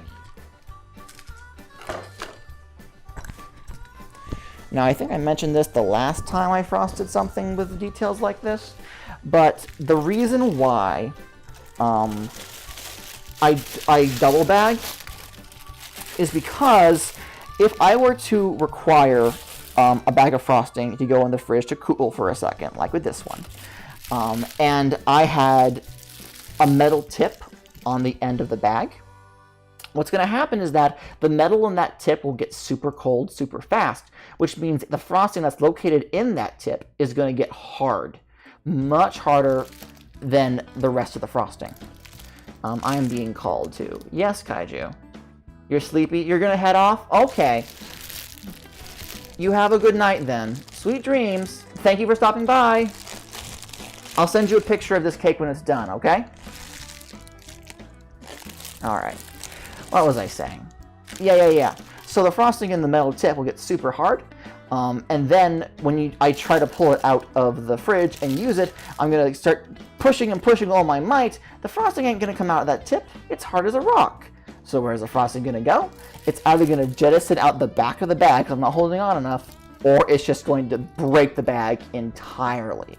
So if I have to take the frosting and put it to cool down, to stiffen back up, I have to have it in a form where I can remove that metal tip, so I don't have that problem. Alrighty then. So, for the sake of the fact that I have been going for 3.5 hours, my wife wants this cake, and it is 9 o'clock and I'm getting tired. I am not going to do vines on the rest. I've already established, for my own testing purposes, that I have an issue getting these vines down around the corner. This is something that I'm going to have to talk about with the people who are getting married. I'm not sure what terms they're using. I don't think bride and groom are the phrases they're using. So I'm trying to use as many ungendered terms as possible, but my sibling and their soon-to-be husband. I'm going to talk with them and tell them flat out, like, hey, I did a test run. This is how it looked. It's not cool. Grooms people. I like that.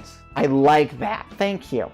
Yes, I will speak with the grooms people and tell them flat out, like, yo, I had some issues in production with this. Because when I told them I could do this cake, it wasn't a, yes, I can absolutely do exactly what this is. It was a more of a, this is something I can definitely attempt. So now that I've attempted it, I can say, hey, that ain't going to work. We'll make some changes to the design and go from there. If I'm doing fondant by the time their wedding comes around, which I probably should be unless there's some serious issues, I may want to use fondant strips to go down along the side and have the frosting vines for the top. But that would require that I match the colors of the frosting and the fondant almost perfectly, which is something else I'm unsure I can do. So, these are things that I will have to test with future cakes. And for the time being, I'm going to go ahead and put borders on this so I'm not wasting all the frosting. Let's see. Or you know what? I'm going to put leaves on first. Yes. I'm going to do the leaves first, and then I'll do the border. So, let's see here. Or, oh, you know what else I could do? Even better, I'm going to do tiny roses. This is not part of the cake design, of course. Roses is not something that either of the groom's people requested. But, let me see here. Let me do one here. And one here. What I look for when I'm doing these tiny roses, I look for places where different vines conjoin, because again, like I mentioned earlier, those are the spots where it's most easy to notice that there are issues with the vines. So I try to put them there just to cover up the fact that there is an issue. Not every single one though, and sometimes in places where there isn't one, just to make sure it looks even. I haven't done this for a round cake in a while though. I think I'm overdoing it some.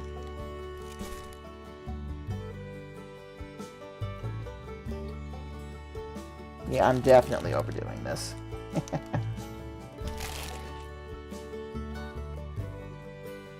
And it's really hard to tell considering I'm not doing this in color.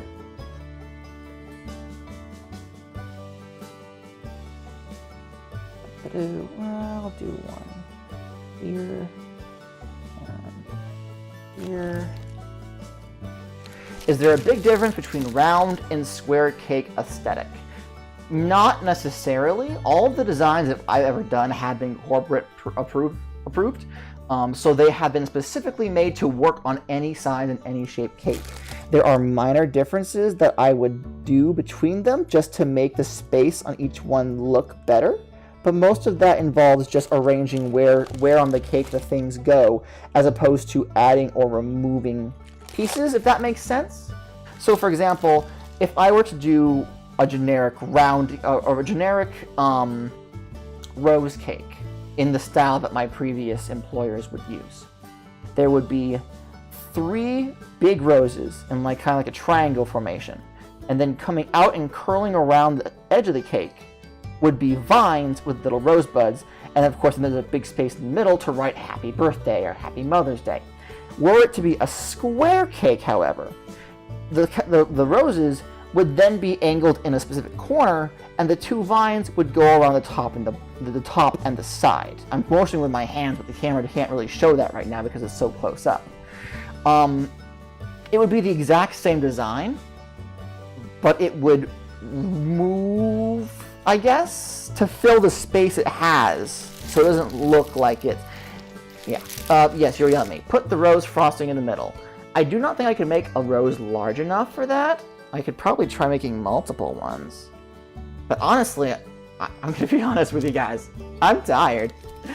I'm tired, and I'm feeling a bit lazy. So I'm gonna say no. I'm not gonna do that. Maybe I'll do a regular rose cake one of these days. Christmas time, I'm definitely going to want to make a red and green rose cake. That's one of my favorite things around Christmas time. All right, let me get some leaves on these guys, because these are the little rosebuds. Oop.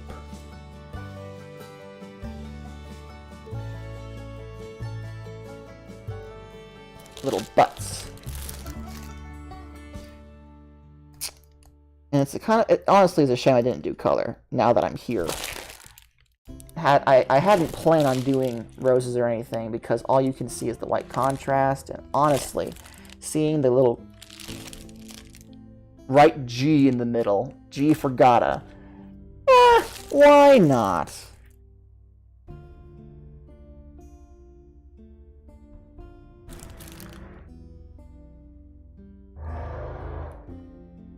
Alright.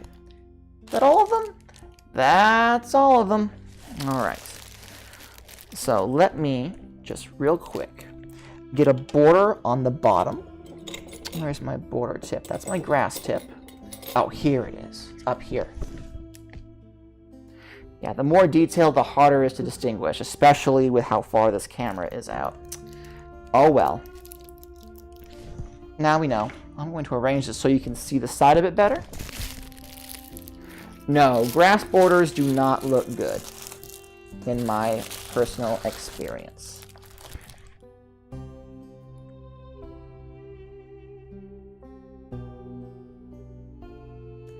I aimed the camera at the wrong side. Oh well, you'll see it coming around from the back.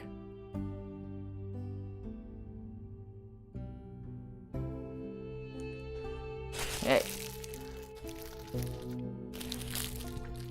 The grass tip is that one that makes it look like spaghetti. I would need to put the grass all over this board to give that field effect, and I don't feel like using that much. Oh! It's dripping. It's dripping. Come on. Out. Out. Ugh. Off. It's my fingers.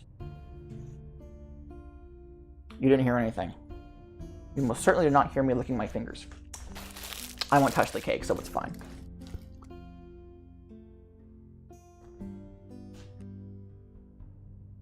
I think you should start seeing the border coming around the side any second. Yep, there it is.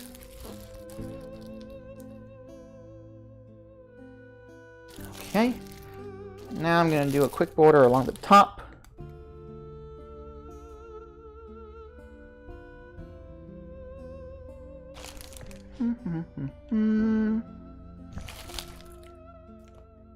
It's really cute, isn't it? The shell border. Personally, I'm a big fan of it.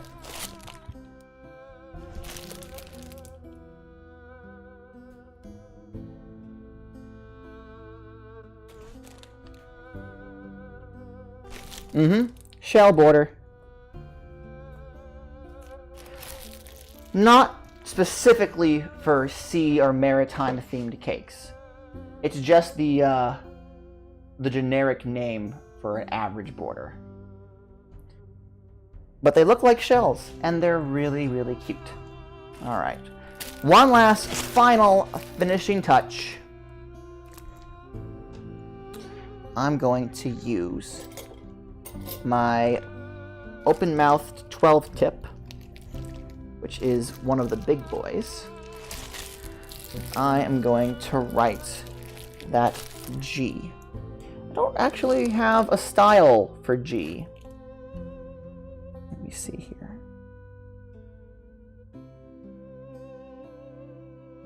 Okay, so that's a big G. But then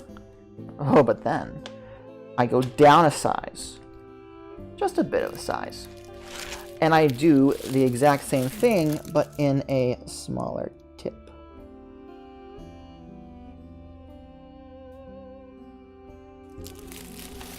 All right, and the camera, of course, does not have the focus to actually show you what that looks like, but here is the final product. It is a mess. It is everywhere. It is not what the final wedding cake is meant to look like, but apparently I don't know what it's meant to look like anymore. So, sucks to be me. Well, I think that should just about do it. We made a cake. We decorated it. Oh, you know what we still need to do? Oh, beautiful wife. How would you like a piece of cake? On my way! Oh, Lord. I need you to get us 2 small plates. And... Did I wash the knife? I did not wash the knife. I thought to myself, oh, I won't need the knife. No, I did. It's back in the chopping block. Will you get me the big knife? Let me just lock this in place. Big man. Yes, big man. And will you get me 2 plates? I need to take a picture of it real quick, because I want to put this on my Twitter. I try not to do this until after the stream, but since we're going to break into it right now, I figure I might as well. Twitter. What the hell? We were just trying things out. It wasn't a specific design. Once Mimi said, hey, that's not what we're doing anymore, I just kind of went to town. I will not see Mimi for a little while, so they probably will not get to try this cake in particular. They probably will get to try a carrot cake. There will be a cake testing. Absolutely. This is only the first run of this recipe. Next time I try this, probably won't be on stream, but I will be making tweaks to the recipe, trying different things out, trying to make the flavor exactly how I want it. This is literally just like the alpha version of this cake. So. Give me cake. Give me cake. Okay, okay.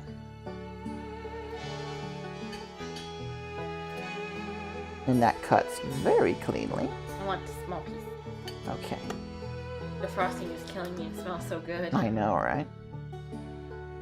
Just a small. I'm cutting this horribly, but... Yes, you are. Thanks, babe. Patient 0. Pretty much where we're at with this, yes.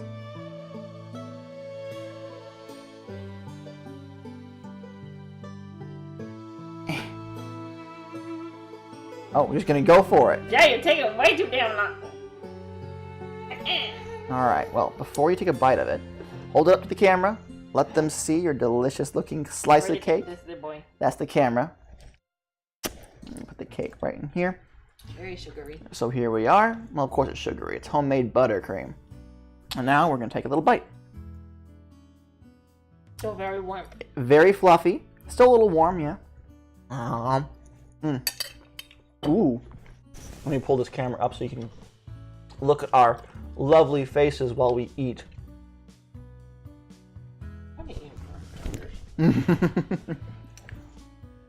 Alright.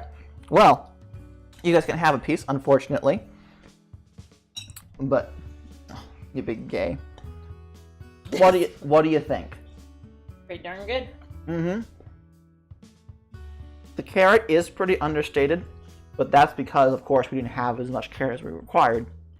The cake itself needs to be a little sweeter. Mm-hmm.